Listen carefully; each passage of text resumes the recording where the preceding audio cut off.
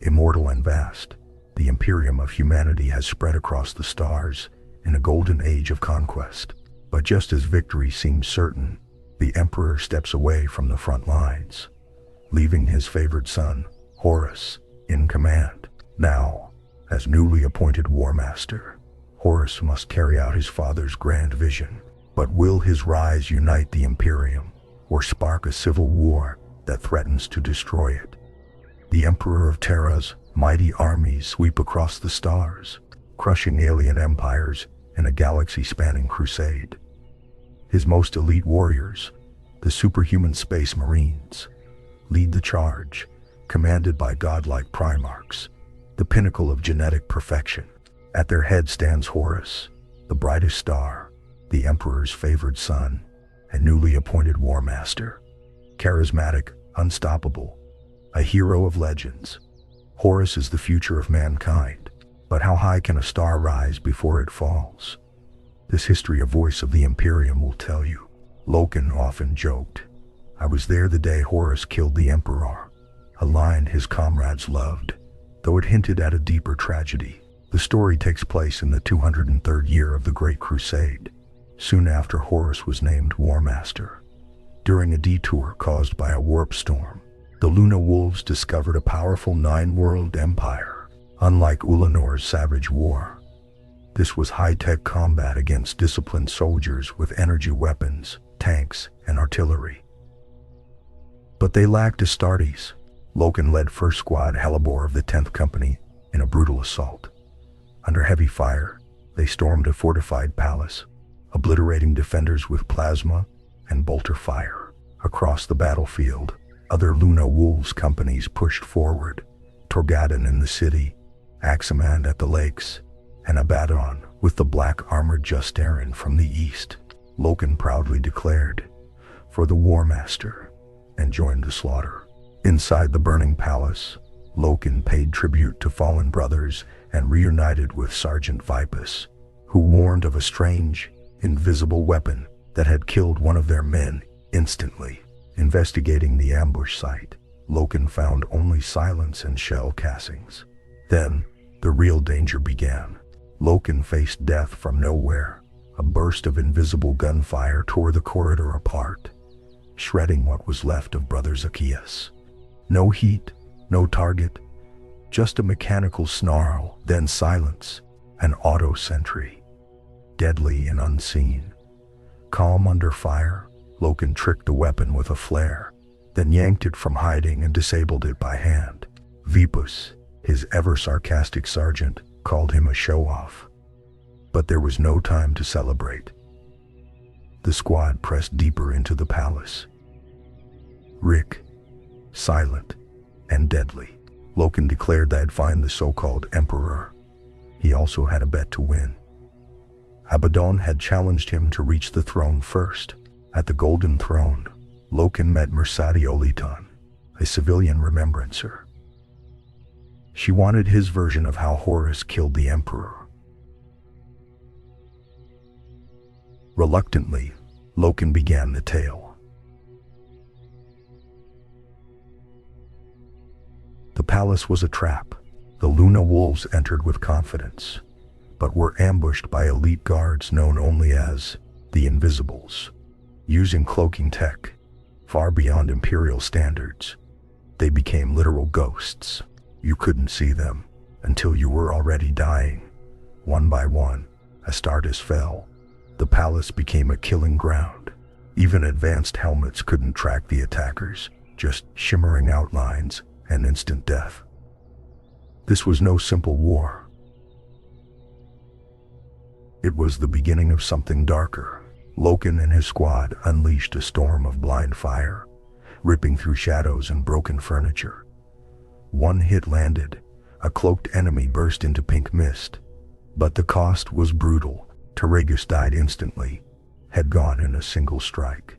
Realizing the cloaks weren't perfect, Loken adjusted his visor to high contrast.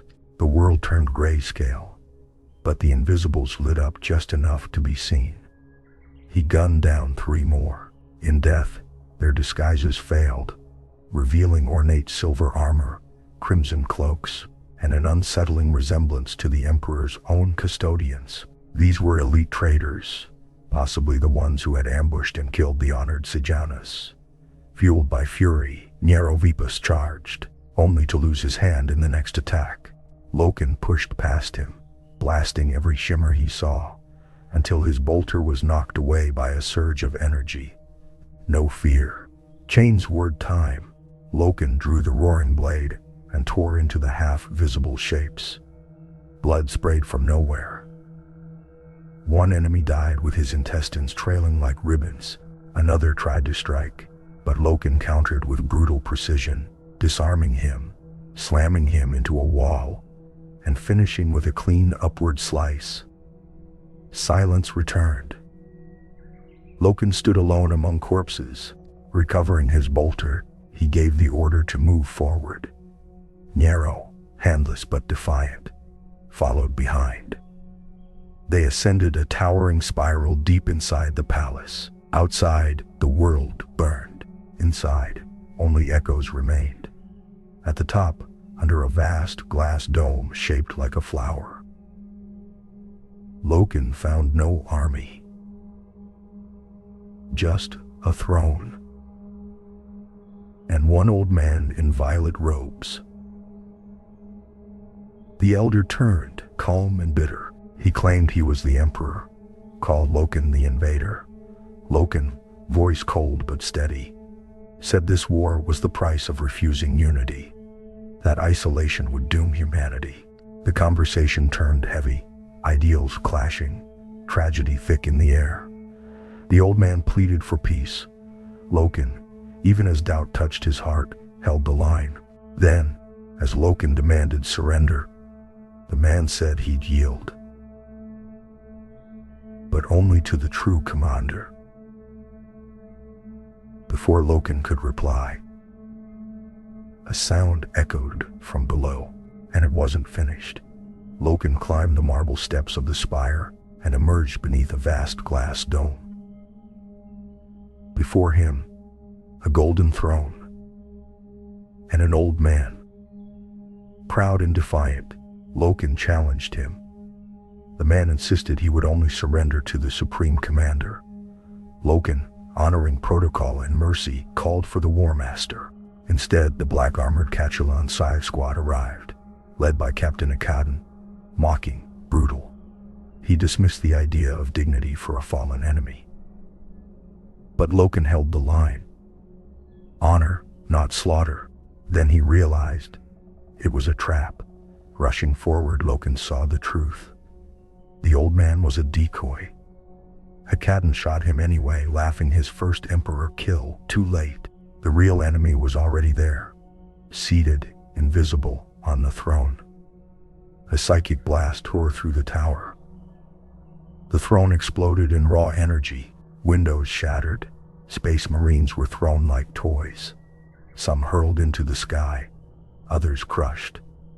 Loken nearly fell to his death, hanging by a thread. A teleport flare ignited the night in emerald fire. Out stepped Horus, towering, radiant, clad in gold. A living god. His armor shimmered with sacred icons, a white cape rippling behind him. One bolt round ended the chaos. Silence. Akadan dropped to one knee. Loken slipped, then was caught by a golden hand. Horus, calm and commanding, surveyed the destruction. In the throne sat a burned corpse, smiling through a blackened skull. The War Master spoke. Thus shall I deal with all tyrants and pretenders. Loken, shaken but steady, looked up. Lupercal, he whispered. Horus smiled. No need to be so formal, Captain. Later, Remembrancer Mercadioliton asked Loken, couldn't we have just left them alone? Loken's reply was resolute. No. And when she asked what Horus was like, Loken answered with reverent certainty. He is the War Master, the Emperor's chosen hand. And if you need to ask, you haven't seen him. 3 months after the conquest of the High City, the first wave of Remembrancers arrived in the fleet. wide-eyed and eager to document humanity's reunification. The Emperor, fresh from his victory at Ulanor, established the Order of Remembrancers to immortalize the Great Crusade. These artists, poets, and creatives were now formally part of the war effort, sent across the stars to record history. Over 3 million Remembrancers were deployed across 4,287 fleets. But many soldiers, including Primarchs Rus, weren't thrilled with their presence. They became easy scapegoats for the frustration simmering after the Emperor's withdrawal from the Crusade and Horus's rise to War Master. Meanwhile, on the 63rd expedition, cleanup operations continued. After the death of the false Emperor, skirmishes flared on other worlds, and veteran Commander Varvaras led with grim realism, saying, "A body often spasms when it dies. We just make sure it stays dead." Horus approved a state funeral for the fallen enemy ruler, but some, like Abaddon, refused to participate, still grieving Sejanus. Rogel Dorn stood in, offering his services as his legion hadn't been involved in the conquest. Horus also banned Remembrancers from attending the funeral to appease his captains, especially the Mournival. Back on the fleet, poet Ignis Carcassi, known for his irreverence, joked about the poor quality of local wine, claiming that any civilization with such bad wine deserved to fall. Euphratiki Keeler, another Remembrancer, countered, mentioning that the empire had lasted 5,000 years. As war wound down and remembrance took hold, the Remembrancers found themselves in a strange, cynical place, caught between awe at the Astartes and the changing galaxy. Carcassi, lounging with wine in hand, joked about the Astartes odor, making light of their immortal champions, smelling like latrines. Keeler responded with a quiet sigh, too absorbed in her work to humor him. But Carcassi, ever the poet, couldn't resist adding another verse to his mockery. "They saved us from doom. Yes, that's what they did. Yet by Terra, they stink like a public priv." Keeler didn't laugh. She had work to do. In the months following the High City's fall, Remembrancers aboard the fleet continued their strange coexistence with the Astartes. Euphrates Keeler and Ignis Carcassi, two such artists, skipped a mandatory lunch lecture led by Chief Iterator Kyril Sinderman. Another session on vital truth. Carcassi, ever sarcastic, traded barbs with Keeler. Though flirtatious, his remarks were met with firm rejection. Keeler, dressed like a soldier and confident in her own space, had earned more respect from the Astartes than most Remembrancers, even managing to photograph some of them and apply for permission to visit a war zone, something denied to others, including Carcassi. Their banter was interrupted by fellow Remembrancer, Mercedio Liton, visibly upset after an awkward encounter with Captain Garviel Loken. She'd meant to interview Captain Torgaden, but ended up speaking with Loken instead. Her conversation went badly, though she admitted his story was powerful. Perhaps the best she'd heard. Despite the discomfort, she noted something odd. Unlike most space marines, Loken smelled clean, refined, even human. Meanwhile, elsewhere on the ship, Loken trained alone, until interrupted by his friend Nero Vipus, whose severed arm was still healing. He brought news. Tarek Torgaden, ever playful, joined Loken on the sparring mat, joking as they fought. Between strikes, Torgaden delivered unexpected news. Loken had been chosen to join the Mournival, Horus's inner circle, despite internal resistance from the jealous Kalos Hakaden. Others, including Abaddon and Horus himself, had supported the choice. Torgaden made the offer personally. Stunned and honored, Loken accepted. Torgaden grinned and said, "Then here's your first lesson. Call me Tarek." Later, the focus shifted to Loken's deep respect for iterators, the Imperium's master orators and thinkers. Unlike the Astartes, their brilliance couldn't be engineered. Among them, none earned more admiration from Loken than Kyril Sinderman, chief iterator of their fleet. and trusted voice of the Emperor himself. Deep within the warship spirit of vengeance, Chief Iterator Kyril Sinderman delivered a powerful lecture to a packed hall of remembrancers and students. His topic, truth, what it means and what it costs. He challenged the idea that saying that kind of logic, he warned, turns truth into a weapon and us into bullies or liars. Humanity's greatest step, he said, wasn't conquering Terra. It was shedding religion and superstition to become a secular species. We no longer needed gods. We had knowledge, reason, and purpose.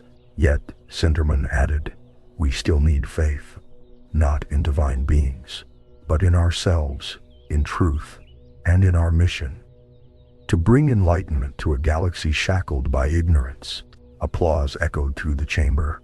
Then he reminded them, they hadn't converted a culture, they had crushed one. They burned cities and killed a ruler. Were they justified? Only if they truly believe in their truth. That belief, he said, is what makes their conquest righteous. At the back of the room stood Captain Garvia Loken, introduced as the embodiment of that truth, the weapon forged to enforce it. He received thunderous applause, though he remained humble. After the session, Loken spoke with Sinderman. The warrior admitted he was troubled. He'd been invited to join the Mournival, Horus's personal advisory council. He felt honored but unsure, haunted by a question a remembrancer had asked. Couldn't we have just left them alone? Loken had heard similar words from the defeated ruler himself, and it stirred something deeper. He wondered aloud, if another society believes differently, yet lives in peace, do we still have the right to destroy them? Sinderman didn't dismiss the question. Instead, he praised Loken's humanity, his rare gift among Astartes. Then he offered perspective. Loken, like all Astartes, is a weapon, not made to ask why, but wielded only when truth must be enforced. But Sinderman gave a final metaphor. If a child is drowning, do you let him sink because he resists rescue? Or do you save him, even if he fights you? Loken answered without hesitation, I'd save him. Exactly, Sinderman replied. And with that, they walked on two men, one a soldier, one a teacher, bound by the weight of truth, faith, and war. Inside a vast, dusty archive, deep in the heart of the ship, Sinderman led Captain Loken to a heavy door. As it opened with a sigh of filtered air, the two entered a chamber filled with scholars and ancient books. There, away from the noise of war, truth was stored in silence. Sinderman spoke quietly, so only Loken's enhanced hearing could catch his words. What matters, he said, is not that you doubt, but that you still can. That spark of humanity, your ability to care, to question, isn't a flaw. It's your strength. Loken, surprised, asked if that meant he'd stepped outside his role as a weapon. It means you found it. Gesturing to the endless shelves, he invited Loken to read every idea ever recorded, but warned, none of it would erase doubt. And that was the point. They spoke of the Mournival, the unofficial council of 4 captains who served as the War Master's conscience. Loken recited its purpose, to guide the Legion not through orders, but through truth, to keep the commander grounded. Sinderman nodded. Then perhaps, he said, only a weapon that questions its use is truly fit for that role. Myers.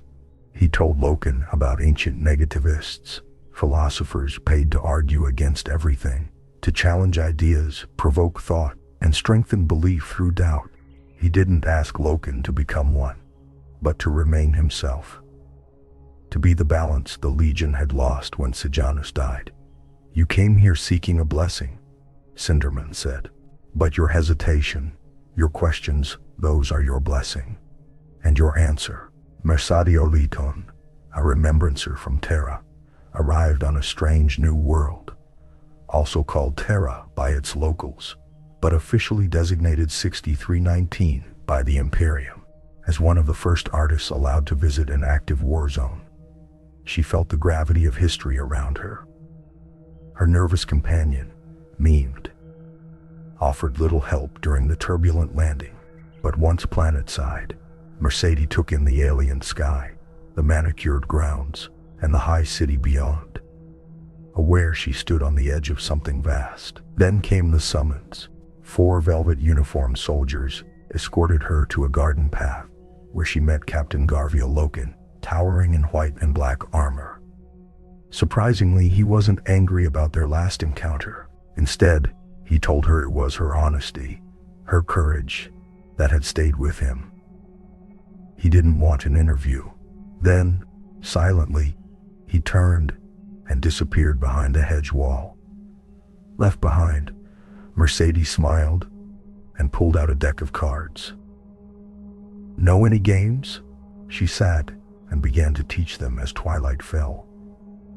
Beyond the hedge, Loken entered the ruins of a once beautiful garden, now half flooded by a hidden spring.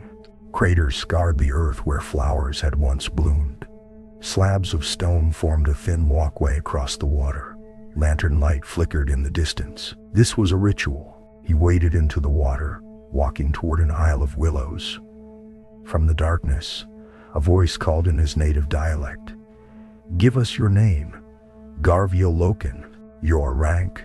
"Captain, 10th Company, Luna Wolves." "Loyalty?" "To the War Master and the Emperor." A lantern clicked open, revealing 3 armored warriors, Aximand, Torgadan, and Abaddon. The Mournival, the War Master's chosen counsel.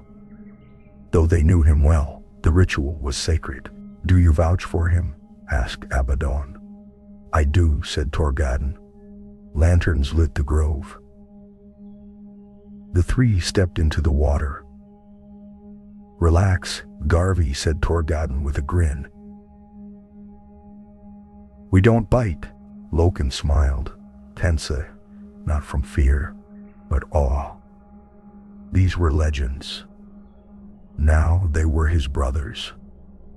He was becoming one of them. A true member of the Mournival.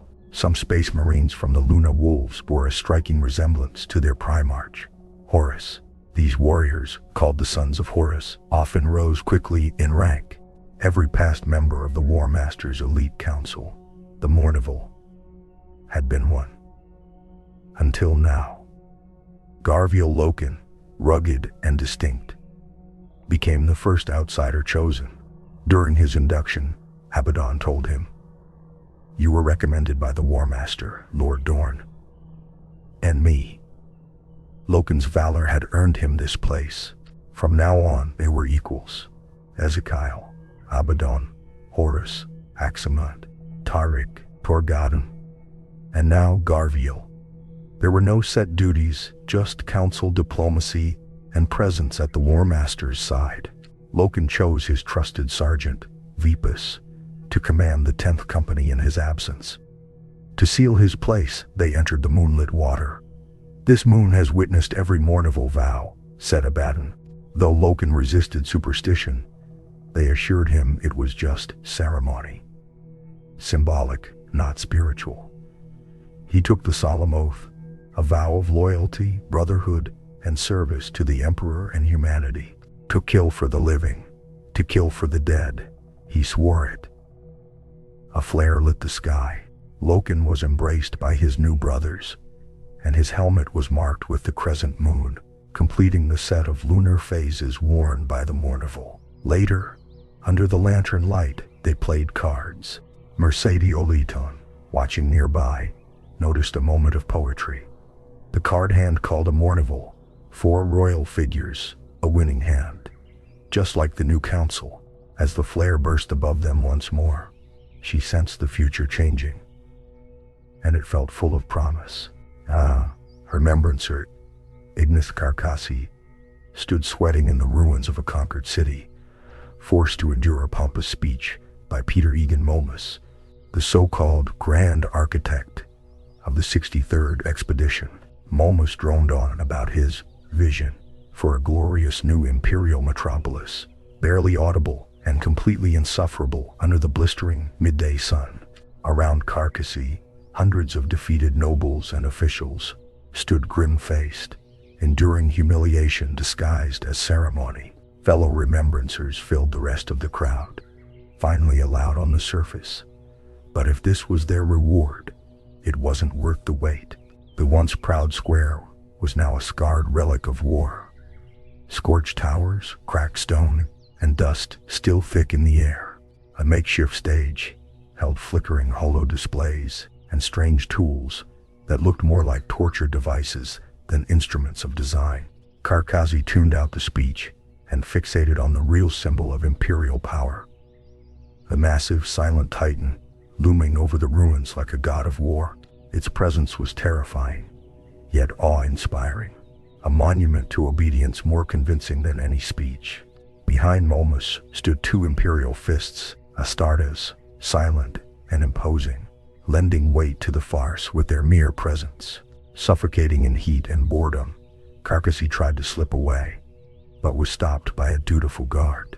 He argued, flashed his credentials, and was told he couldn't leave the designated area for his own safety.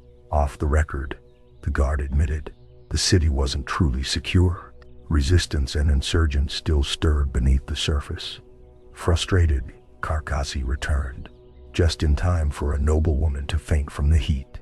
As soldiers rushed in, he took his chance and disappeared into the silent, sun-scorched streets beyond. The city was eerily still. Dust blew in hot gusts, and shadows cloaked empty alleys. He wandered through the ruins, his thoughts heavy with irony. Here, in this broken city, he was meant to witness the birth of a new era. But all he saw was the lingering echo of war, like a vigil for something already dead.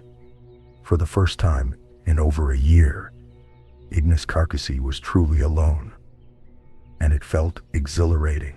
With no destination, no orders, he wandered the war-torn city freely, losing himself in its shattered streets. The towering titan that once guided him was soon lost behind rooftops. But he didn't mind. Getting lost was its own kind of freedom.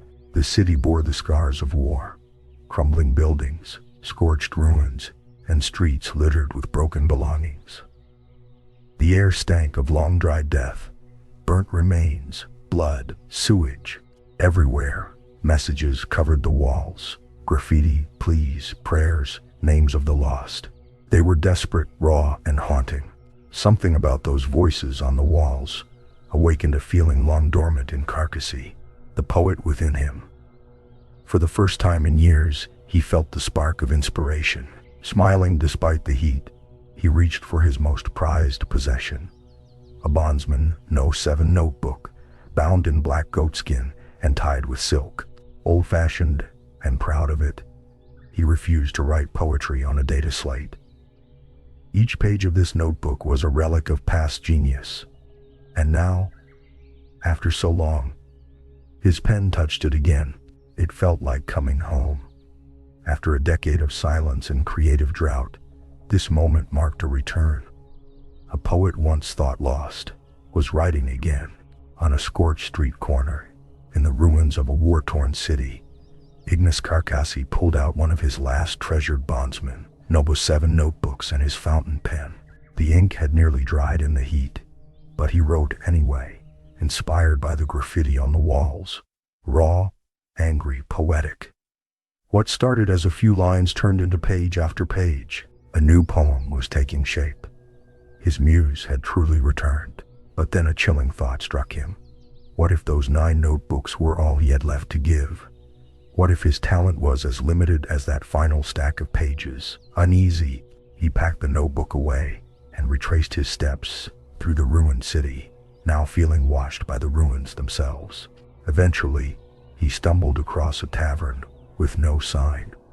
Only the smell of food and locals sitting silently under a ragged awning. Inside, a grim woman behind the bar greeted him with silence and suspicion. He struggled to communicate, asking for food, then drink. The woman finally poured him a local liquor, clear, oily, and potent. He raised a toast to her, to the city, to everything. It warmed him more than the heat or even his returning muse. 3 drinks in, he felt better than he had all day. Truth be told, alcohol had always been a more loyal companion than inspiration, though he'd never admit how much it had weighed down his career. Ignis Carcassi, ever torn between his muse and the bottle, found unexpected comfort in a ruined city tavern. Half drunk and sentimental, he fell in love with the place. The cracked walls, the silent locals, the worn-down humanity of it all, offering imperial coins to the unsmiling barkeep. He laughed off her disdain and wandered with drink and notebook in hand. He wrote graffiti-inspired verses, fragments of truth, but the muse faded. Seeking meaning, he stumbled into an ancient, untouched temple. Inside, he found the Lectio Divinitatis, a relic of forbidden faith claiming life after death. He mocked the idea, amused at how humanity, after millennia of purging gods, now whispered prayers to the emperor himself. Outside, imperial soldiers burned heretical messages off walls. Carcassi asked them to stop, then walked on, back to writing. But the poetry was gone. Children threw stones. He returned to the empty tavern and helped himself to more drink. When the soldiers found him later, he rambled drunkenly about ruined cities, crumbling empires, and the inevitable fall of all things. His words, too sharp and too true, pushed the soldiers too far. They beat him until he stopped speaking, until he was silent. In the towering hall behind the Strategium, Torgadon greeted Garviel Loken, warning him that a subtle test, a question, was coming. It would be Loken's baptism into something deeper. As they walked under a starlit glass ceiling and past golden memorials to the dead of the Great Crusade, they joined Abaddon and Aximand, the 4 captains of the Mournival. Together, they entered the Strategium, a vast observation deck filled with officers, advisors, and the Mechanicum Adept Regulus. Watch for the question, Torgadon whispered again. Then entered War Master Horus, radiant, charismatic, awe-inspiring. Even among Astartes, he radiated such power that Loken felt a chill. Horus was more than a leader. He was myth made flesh. With warmth and grandeur, Horus introduced Peter Egon Momus, an architect sent by the Emperor himself. The man looked terrified, but Horus praised him lavishly. His plans for the new high city were more than construction. They were legacy, beauty, permanence. The message was clear. The Great Crusade wasn't just about war.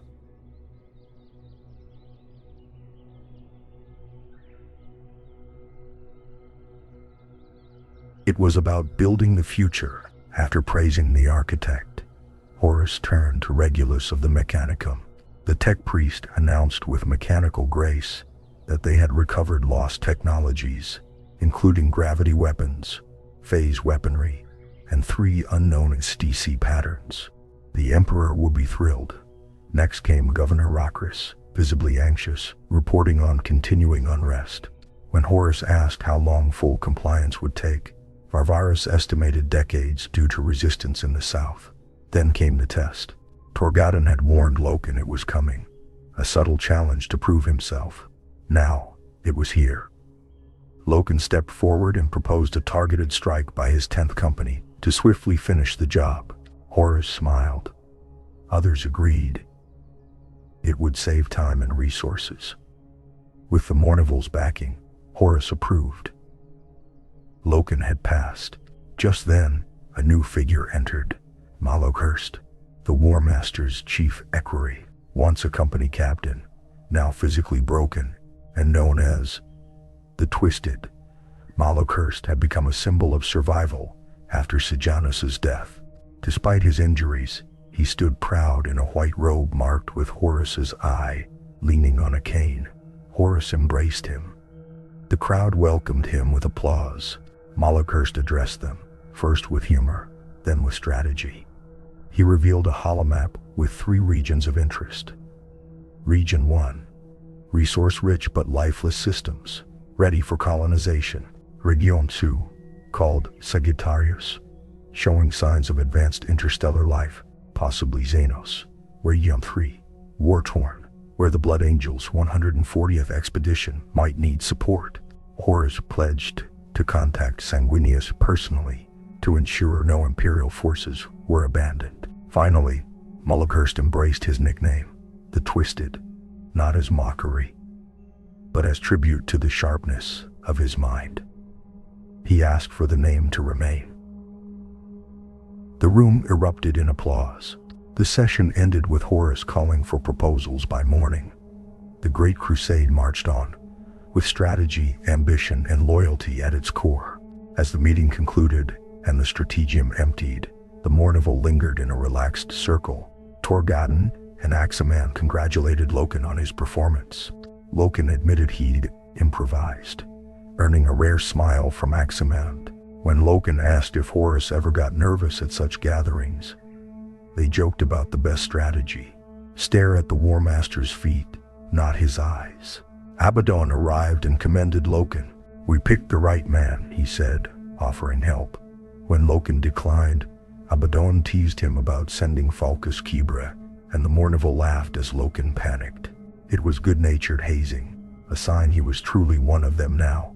Governor Rakris approached, grateful for Loken's leadership, but his praise was overheard by General Varvaras, who joined them calmly, reminding all that even the best mortal armies had limits, and that it was time for Astartes to step in. Loken agreed to meet him for a full briefing that afternoon. Then came a summons. Horus was retiring to his sanctum, and the Mournival followed. Inside, beneath a panoramic starfield, they watched from the shadows as Rogel Dorn, Primarch of the Imperial Fists, entered with 2 golden armored guards. Dorn and Horus embraced like true brothers, settling on leather couches while servitors poured drinks. Dorn's presence wasn't random. Though he'd traveled with the fleet for months, many believed Horus had asked him here to discuss the burden of being War Master. Privately and candidly, Horus's promotion had stirred complex emotions among the Primarchs. Some, like Sanguinius, Fulgrim, and Lorgar, rejoiced. Others, like Angron and Perturabo, resented it bitterly. Thanks to Malachhurst's cunning diplomacy, many had been soothed. Russ and the Lion reacted with cynical detachment, but pragmatic minds like Guilliman, the Khan, and Dorn accepted it with grace. Still, Horus craved their support, especially Dorn's. Where Horus was the unstoppable storm, Dorn was the unbreakable wall. Equal in power, different in philosophy. Horus once joked that if he ever had to breach one of Dorn's fortresses, the war would last forever. Now, side by side, the 2 greatest tacticians in the Imperium spoke as brothers, planning the fate of the galaxy. During his time with the 63rd Expedition, Rogel Dorn remained a quiet but commanding presence, mostly locked in private talks with Horus. Loken hadn't spoken to him until now, and standing in the same chamber, he felt the weight of Dorn's legendary presence. Dorn, in regal golden armor, spoke with the War Master, while others watched in silence.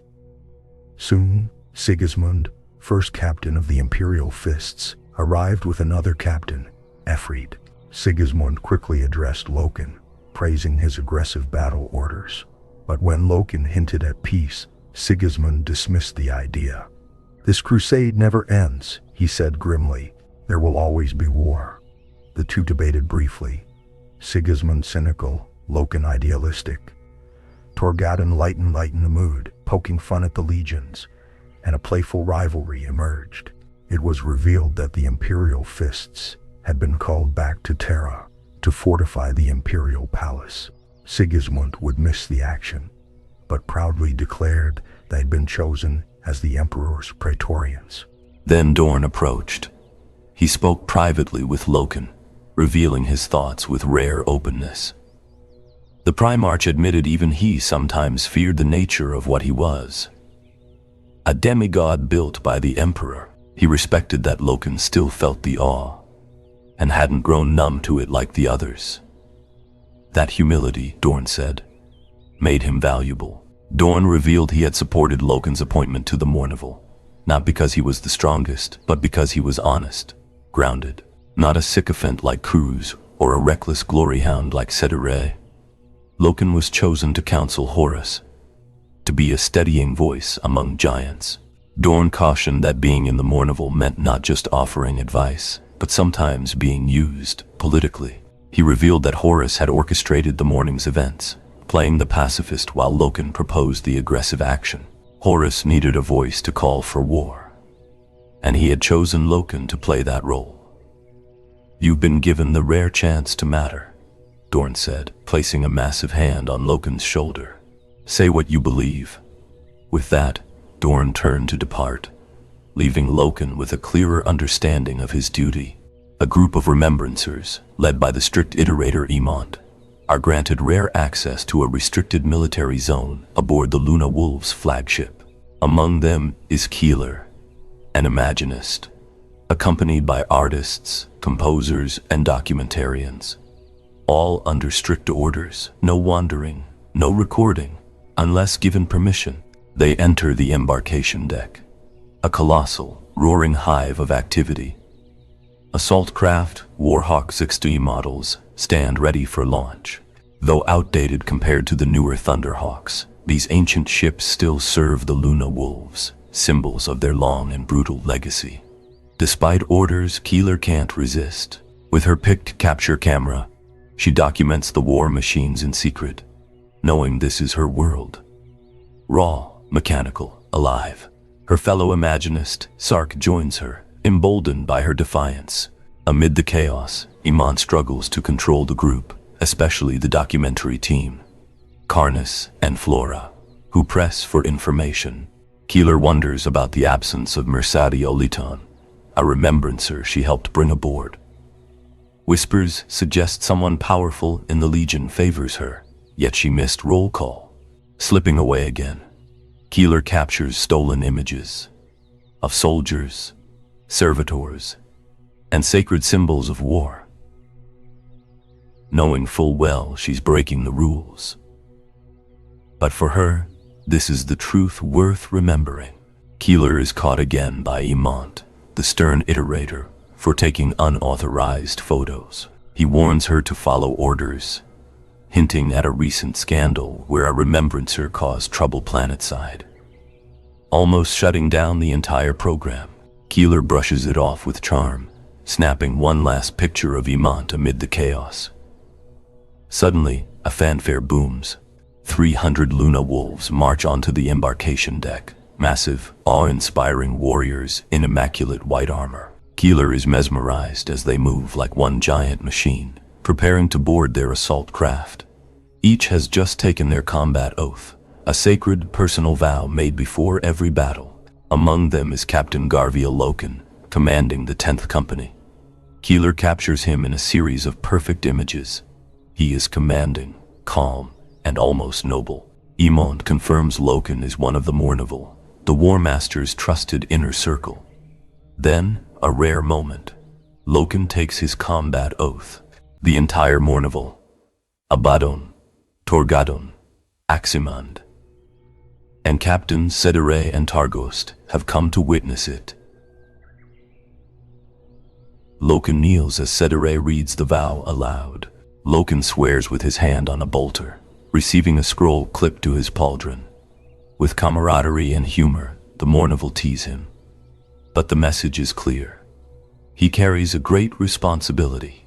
Abaddon's final words are sharp. Don't let the commander down. As Loken boards his assault craft, Keeler takes her final shot. Loken on one knee, the Mournival standing around him. A perfect image, a moment frozen in time. As the assault ships power up and launch, Emont hurries the remembrancers out. But Keeler knows. She just captured something historic. The remembrancers watch from a dark observation chamber, gazing out through armored glass at the grand spectacle of war. Below them lies the planet 6319, half shrouded in night, cities glowing faintly like embers. Assault ships streak through space, lit by sun and fire, ready to descend. Keeler sits alone, reviewing her photos. Her best work yet. Principal Iterator Cinderman joins her, praising her talent. He recognizes her gift for capturing life as it is, not staged, but raw, emotional, real. Especially her image of Loken kneeling before the Mournival. That image will outlive us all, he says. A witness to history. Cinderman then brings her back to the group, where Malachurst, the War Master's equerry, makes a stunning announcement. 6 remembrancers will accompany the assault force to the surface. There's tension. Should civilians witness war this closely? Some fear the truth might damage the Imperium's image, but both Malachurst and Cinderman believe otherwise. Truth, even when grim, honors the warriors and the cause. Keeler's work is cited as proof of the power of honest storytelling. They're told the mission will be low intensity, peacekeeping, not full-scale war. But it's still dangerous. The War Master insists they follow orders. Keeler reflects that even this opportunity is tightly controlled, but it's still huge. A chance to document history as it happens. She can't believe Mercedes missed it. Suddenly, Borodin Flora shouts. And they all turn. The assault ships launch, blazing into formation and diving toward the planet. A breathtaking sight. Steel darts streaking through space. Aboard one of those ships, Captain Loken walks the aisle among his silent Astartes. Weapons secured. Warriors ready. As the ship plunges into atmosphere, he storms into the cockpit. He demands answers.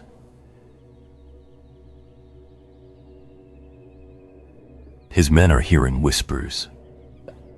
Echoes. The flight officers confirm. All ships report the same strange interference. The war is beginning. And already, something feels off. Loken and his crew pick up strange interference on their comms, likely an atmospheric echo. At least, that's what they assume. But something feels off.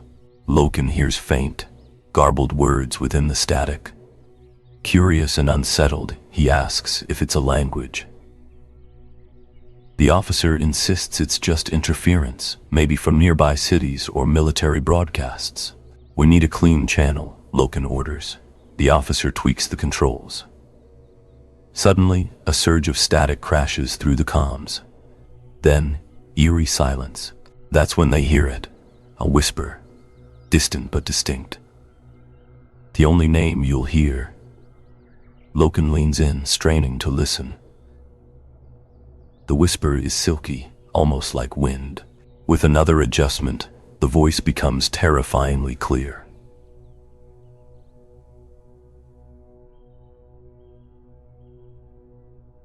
Samus, that is the only name you'll hear. Samus means the end and death. Samus is all around you.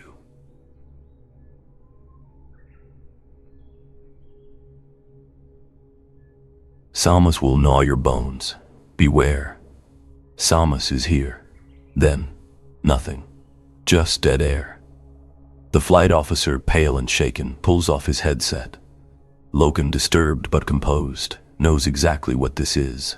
Our enemy, he says, is trying to scare us. After the fall of the Emperor, the rebels fled to the southern mountains, fortifying themselves in a place called the Whisperheads.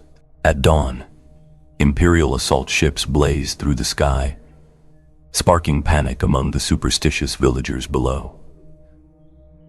The 10th Company landed on a frozen plateau, weapons ready. Despite their disciplined deployment, comms were still haunted by a ghostly whisper. Samus. Loken gathered his squad leaders. Tension flared. Jubal resented Vipus' promotion. But there was no time for politics. Terminator-armored warriors prepared to lead the charge. Heavy, slow, nearly invincible. They were built for this. The assault had begun, and still the whisper came. Samus is here. Rasek towered in Terminator armor, a walking fortress. Loken gave the command. Start with the bridges and clear the way. In a subtle act of diplomacy, he assigned Jubal the honor of leading the first wave after Rasek. a gesture not lost on Vipus. Morale lifted. As the company advanced through the freezing, thin air, they encountered Imperial Guard survivors from nearby Kasheri. The officer warned of well-defended rebel positions and whispered of a leader named Rikus and something else. Strange voices in the mountains. Locals called them the Whisperheads. All had heard them. One name echoed through comms and minds alike. Samus. Unfazed, Loken dismissed it as superstition and led his forces across the natural stone bridges toward the rebel stronghold. The path was littered with the frozen dead, remnants of failed Imperial assaults. Artillery opened up from above, but the Terminators advanced unshaken, shrugging off what had devastated entire regiments. Then came the whisper again, eerie, calm, chilling. Samus, I am Samus. Salmus is beside you. Salmus will gnaw your bones. Salmus is here. The Terminators opened fire, shredding hidden defenses. Enemy bodies and debris tumbled into the abyss. Loken knew this battle would be short. What had bled the guard dry was child's play for the Astartes. Advance, he barked, and someone, shut that bastard up. Just then, remembrancers arrived from orbit, asking the same question that now haunted every ear. Who is Samus?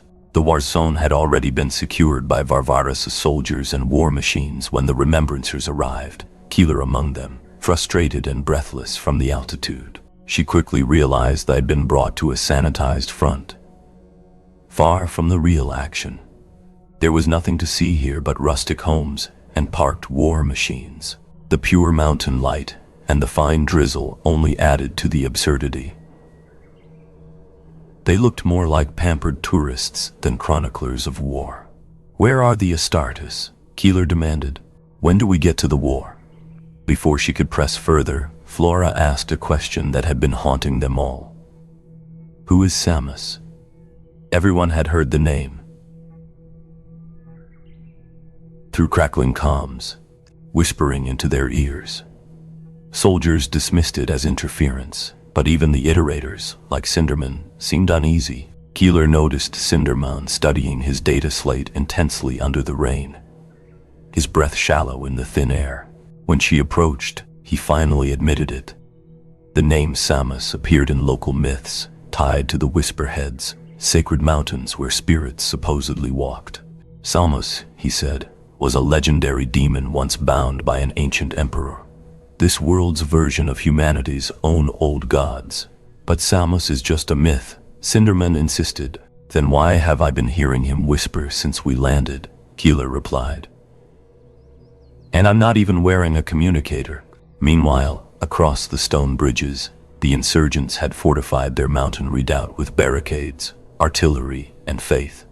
For 6 weeks, they had held off Varvaris regiments, but none of it mattered when the Luna wolves came. The Terminators surged forward, unfazed by explosions and collapsing walls. They ripped through barricades, crushed auto turrets, and burst through gates, unstoppable. Behind them, the full force of the Legion poured into the stronghold, weapons blazing through smoke and whispers alike. The fortress was carved into a mountain's peak, mostly hidden beneath layers of rock. Only its battlements peeked out. The lunar wolves struck like an avalanche. Some stormed the fortified gates, while others soared up with jump packs, landing like white birds atop the exposed roof to rip it open. Inside, the fortress was a maze of dark tunnels where icy winds screamed and bolter fire echoed. Bodies littered the ground, broken, twisted, lifeless. Captain Garviel Loken moved among them, pitying their misguided resistance. Their faith had doomed them to face the wrath of the Astartes. He didn't count his kills. There was no glory, only duty. In one encounter, 2 desperate defenders were obliterated. Another man, bleeding out, begged Loken for a prayer. Loken refused. There were no gods, only death. He ended the man's suffering with a precise strike. The squad discovered a chamber with a pool fed by glacial melt. Surrounding it were bottles, offerings, and ancient carvings. clear signs of a shrine. Loken ordered its destruction, calling it superstition. Dozens more shrines were found and wiped out during the 68-minute assault. When it ended, the fortress was rubble, nearly 1,000 insurgents dead. Not a single Astartes was lost. Loken and Vipus reflected. The people had clung to faith, to spirits, to hope of another world. The truth the Imperium brought. That only gravity, light, and human will rule the galaxy was terrifying. Loken pitied them. They'd been safe in their ignorance, until now. Then came a chilling message. Jubal, one of their own, called from deep below. "Captain, it's Samus. I've found something. Samos is here." Loken descended into the depths to find out what haunted the darkness beneath the mountain. Guided by a locator, Loken and his squad descend to the deepest part of the mountain fortress, a vast, echoing cavern split by a dark vertical chasm. Meltwater drips from the walls, and wind howls through unseen vents. At the edge of the abyss stands Xavier Jubal, alone and muttering. He claims to see words in the flowing water, words that appear and vanish, whispering a name. Samus. Loken grows concerned. Jubal, increasingly erratic, insists that Samus is everywhere, and that the falling water speaks of death and the end. When Loken orders his squad to restrain him, Jubal suddenly opens fire. Udon, a trusted sergeant, is killed instantly. His skull shattered. 2 more fall before anyone can react. Jubal turns his weapon toward Loken, eyes gleaming through his visor. "I am Samus," he says with a chilling laugh. "Samus is here." 2 days before the assault on the Whisperheads, Captain Garviel Loken granted Remembrancer Mercedes Oliton another private interview. Their third since his induction into the Mournival. Though never formally declared, Mercedes sensed he had chosen her as his personal chronicler. What surprised her was how passionately he now shared his stories. 6 hours of battles, tactics, military feats, and the glories of his brothers in arms. Yet something was missing. Loken himself. Mercedes longed to uncover his feelings, not just his memories.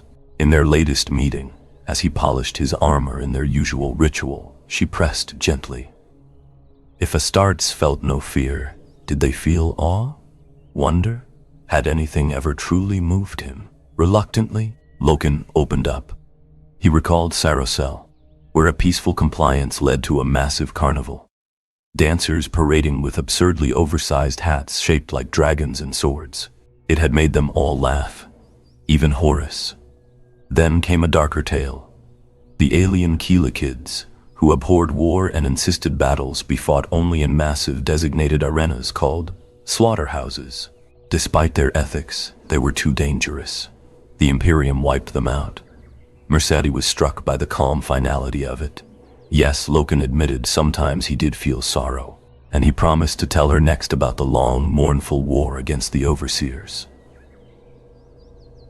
As Loken shared the tale, she leaned back, blinking slowly as if committing his image to memory. While the captain focused on readying his armor, she sensed a sorrow behind his actions.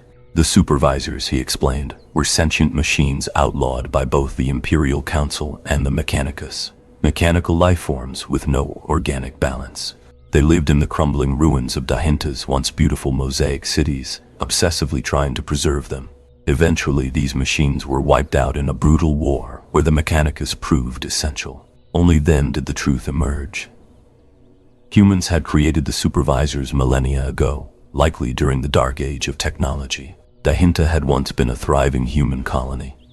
Its people long vanished, leaving only immortal machines behind. The memory of it was haunting. She asked if the machines had recognized them. "We're not the men they once served," Loken replied. Curious, she asked if she would witness such wonders during their expedition.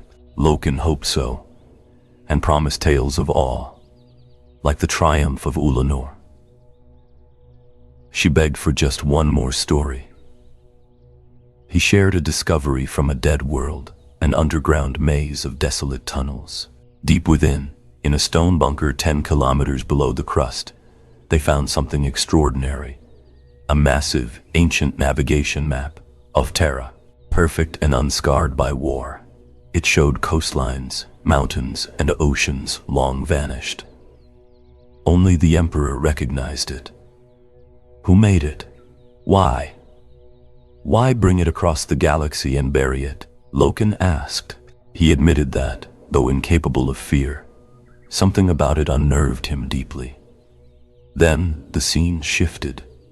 Loken was in chaos. At his feet, dead Astartes lay with bloodied, shattered armor. Before him stood Jubal, armed and changed. "I'm not Jubal. I'm Samus. Samus is everywhere," he sneered. Astartes were frozen by disbelief. One of their own had turned murderer. Loken, unwilling to shoot a brother, tackled him. Jubal screamed in madness, raving about death and Samus. They slammed into rock, exchanged brutal blows. Loken disarmed him, but Jubal lashed back with terrifying strength, slamming Loken into the wall.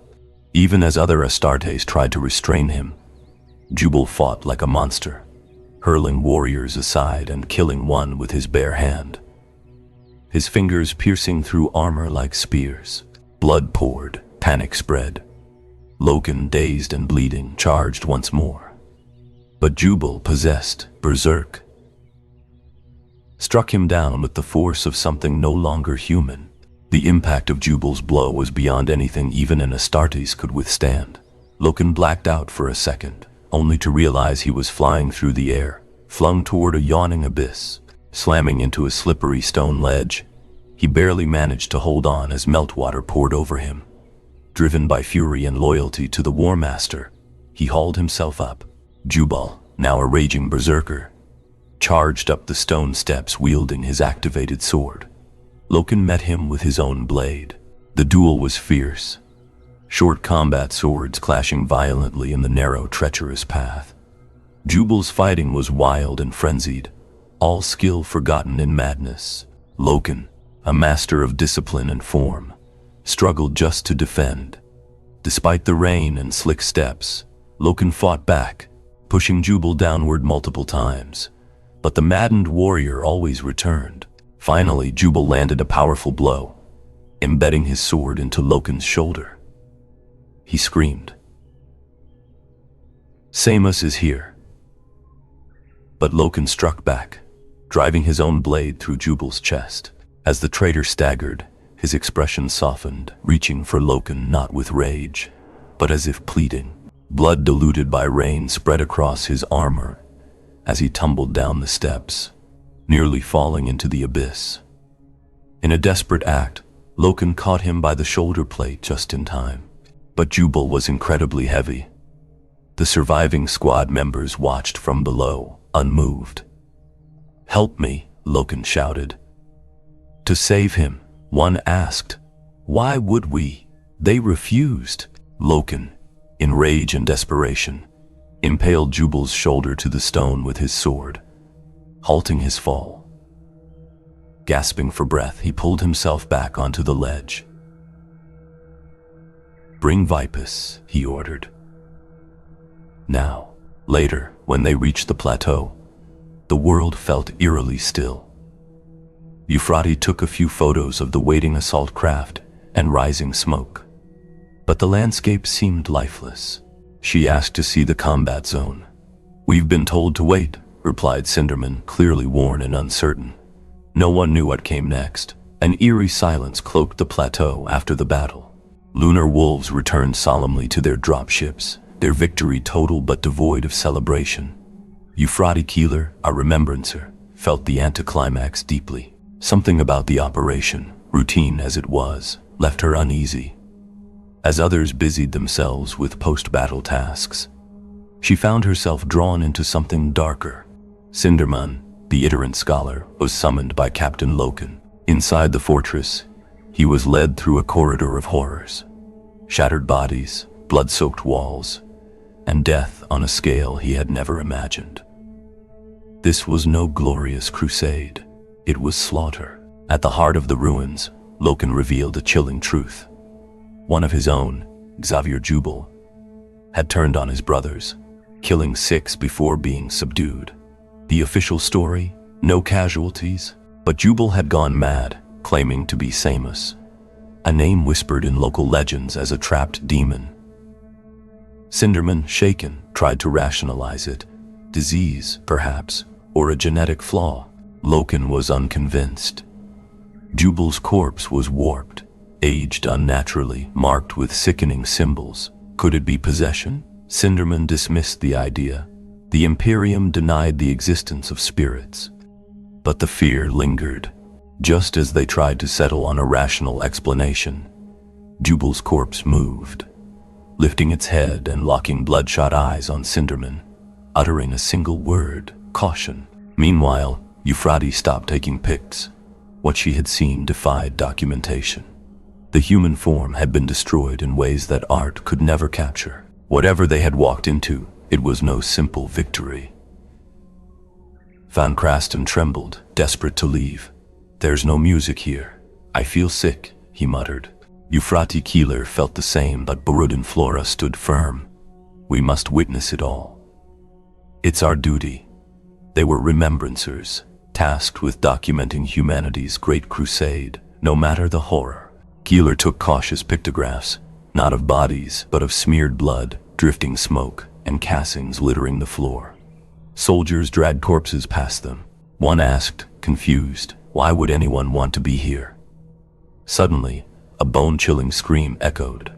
Jubal, bound and silent moments before, broke free. He screamed, transformed, and struck Loken so hard, he crashed into a water basin. Something twisted and monstrous was taking over Jubal. His armor cracked open, bloated, diseased flesh emerged, his mouth dripping rot, his claws sharp and feral. "Samus is here," Jubal rasped, voice inhuman. Bolter fire tore into him, but barely slowed the beast. He hurled Cinderman and Vipus aside, then shambled down the tunnel. Keeler screamed and snapped pictures. Van Krasten soiled himself. Flora silently stepped back. The thing that was once Jubal crushed Van Krasten like a doll, leaving behind a mangled smear. Flora tried to stand her ground, but Jubal bit her in half with a mouth bristling with impossible teeth. Keeler dropped to her knees, too shocked to flee. At least, she thought grimly, she hadn't died in disgrace. Later, Loken sat in silence, recounting the aftermath to Abaddon. What killed it? 90 rounds. Incinerated what was left. Abaddon ordered secrecy. This must remain between us. The official report will speak of fierce resistance and a noble victory. Nothing more. But I can't forget. Loken confessed. A brother turned. I failed. Horus himself arrived, not in armor, but in furs, offering comfort, not command. Kneeling beside Loken, he reminded him of his oath. Did you lead your men? Did you triumph, no matter the enemy's ferocity? Yes, Loken admitted. Then you did not fail, Horus said, proud and resolute. You fought madness itself. That is no shame. It is honor. Garviel Loken speaks with Horus after witnessing a terrifying transformation. A demon possessing Xavier Jubal and twisting his body into a monster. Horus, ever calm, offers a chilling explanation. It was the warp. Horus reveals a forbidden truth known only to a few. Not even the Emperor fully understands the warp. It's not evil, just dangerous and untamed, a force of raw power used for faster-than-light travel, but never fully controlled. What Loken saw, whether called a daemon or spirit, is real, but not supernatural in the old, mystical sense.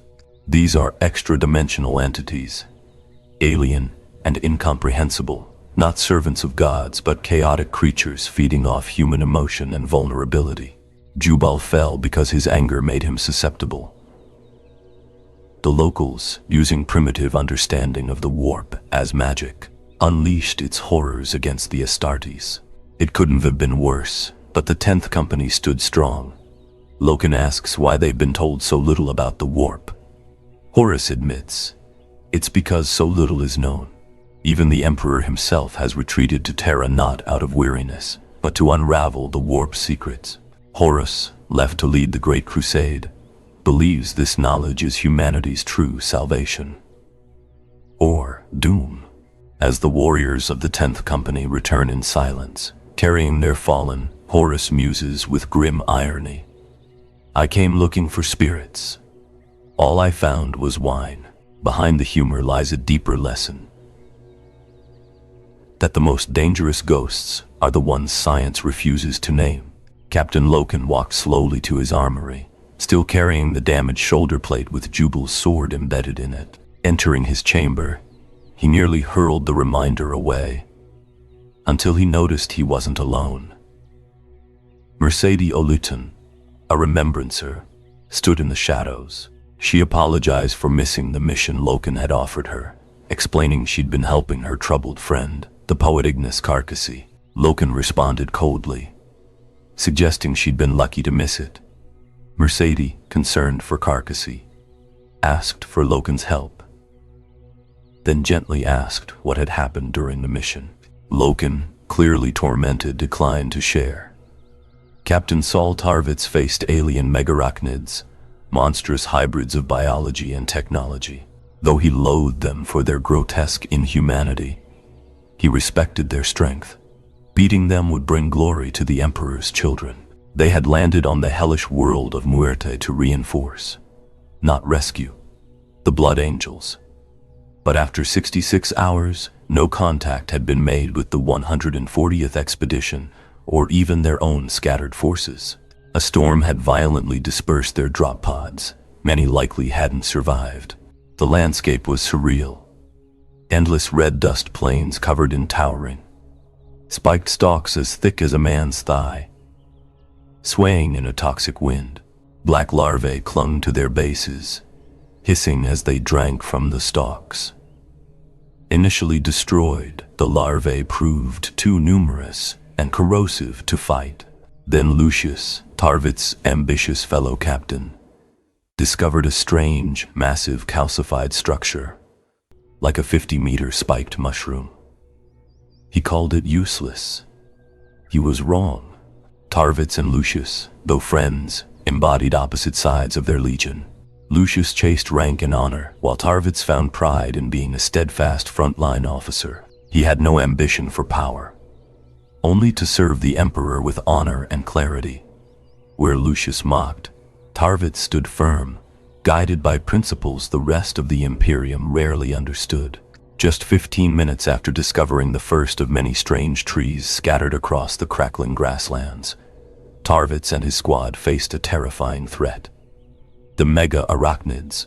Their arrival came with 3 eerie signs. The hissing larvae suddenly went silent. The towering grass stems vibrated as if electrified, and a strange clicking sound approached.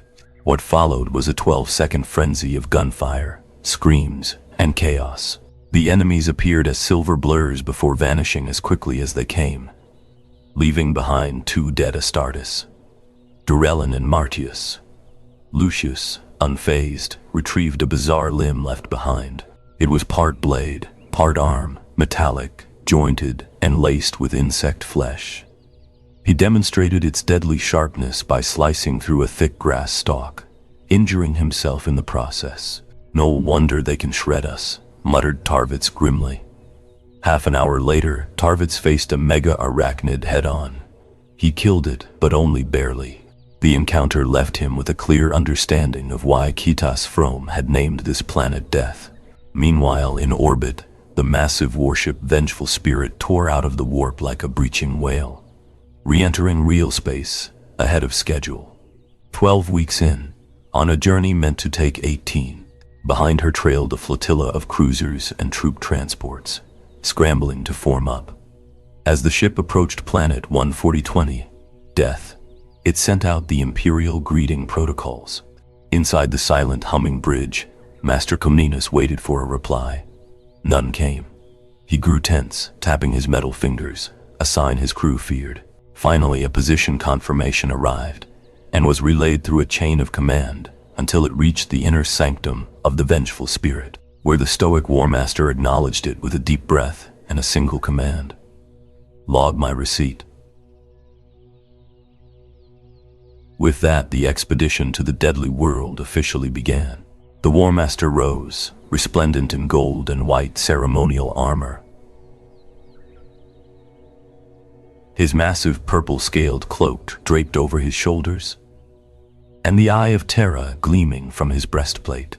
He turned to the 10 assembled Astartes officers, each feeling the piercing gaze of the eye upon them. Abaddon and the others awaited his command, clad in battle armor and bearing their crested helms. Torgadon lightened the mood, joking they were alive and in the right place. A good start. The War Master smiled, remarking that alien wars pleased him far more than civil conflicts, which dulled the warrior's spirit. A Xenos war, he said, was pure, a battle without guilt or restraint. He led his captains to the Strategium, where Malokirst activated a holographic display of the local system. Horus manipulated the images with his gauntlet sensors, noting 29 ships, far more than the 18 reportedly assigned to the 140th expedition. Switching to Sithonian dialect for secrecy, Horus spoke with the coarse accent of Sithonia's harshest caste, an affectation Loken believed to appear humble and relatable. The hologram showed no immediate threat, but Horus suspected the extra ships were friendly. Other Imperial forces responding to distress signals. Loken voiced the same, earning the War Master's approval. One massive ship was identified as the Proudheart, flagship of the Emperor's children, carrying a company led by Lord Commander Eidolon. Further scans revealed mysterious signals. Structured, rhythmic transmissions dismissed as untranslatable by the 140th. Horus disagreed, insisting they were not random but mathematical, like music. He ordered them properly analyzed, unimpressed by the 140th's performance so far. Malokirst confirmed the extra ships were indeed Imperial reinforcements. The Proudheart had arrived early, and Eidolon's company had joined the embattled expedition. Reports from Kitas Frome, leading 3 Blood Angels companies, painted a dire picture. Insectoid, metallic Xenos, towering and relentless. Communication had grown erratic. Their last decipherable message was grim. This world is death. Thus the name stuck. Eidolon's force, though small, was the first to respond, diverted from their journey with Fulgrim's immediate blessing. Other legions were en route, but still days away. Eidolon and his warriors would hold the line until then. Eidolon's war barge, Misericordia, rendezvoused with the 140th Expeditionary Fleet above the mysterious world of 14020. This compact force included 3 companies of Blood Angels, 4,000 Imperial Army troops, and no Mechanicus support. Lord Eidolon was met by the anxious Fleet Master, Mathaniel August, who reported that both Captain Frome and the ground forces had vanished after descending into the planet's atmosphere. Swallowed by fierce, unnatural storms, the stormy world, aptly nicknamed Death, was shrouded in mystery, resisting all attempts at communication. Even astropaths couldn't penetrate its volatile skies. Frome's initial deployments were obliterated, hinting that the planet's life forms might control the weather as a defense mechanism. Despite August's warnings and the imminent arrival of reinforcements, Eidolon refused to share glory with rival legions. He ordered an immediate drop-pod assault. Once on the surface, the Emperor's children encountered the deadly megarachnids, 3-meter-tall insectoid monsters with armored bodies and 4 blade-like limbs. These creatures moved with astonishing speed and deadly precision, their strikes often faster than even a genetically enhanced Astartes could counter. Tarvitz, one of Eidolon's captains, found brutal clarity in the relentless combat. Each engagement became a pure instinctual fight for survival. Over 90 hours and 28 battles later, their numbers had dwindled. their movements mechanical, trance-like. No aid came, no contact with Frome or the Blood Angels. The war against the megarachnids was simple yet perfect. No politics, no ideology. Just the Emperor's warriors versus the embodiment of hostile nature. Tarvitz and his comrades adapted. Bolters were too slow.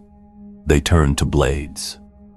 Combat was a test of reflexes and skill, especially for Captain Lucius, a master swordsman who saw each fight as a duel against multiple bladed foes. With an antique blade in one hand and a megarachnid limb in the other, Lucius turned battle into art. The war on 14020 was a crucible of pure martial prowess. No one expected rescue. Only the next ambush, the next kill, and perhaps a glorious end. During their 12th assault, Tarvitz watches Lucius fight a megarachnid with flamboyant skill, intentionally prolonging the duel for his own amusement. Afterward, Lucius muses about capturing live Xenos to use as sparring partners, drawing Tarvitz's ire. Lucius, unfazed, insists it might be the Emperor's will to improve their combat prowess. As they press forward, the squad stumbles upon a vast clearing in the alien grass forest, where Sakian discovers a shattered Astartes helmet lens. Model 3, likely from the Blood Angels. It's the first physical proof that another legion was here. A storm begins to gather. Yellow light, fierce lightning bolts, and atmospheric pressure intensify. Despite the danger, Lucius remains eager to hunt. The group heads toward strange white shapes at the far end of the clearing. On the way, they're struck by bolts from the violent storm.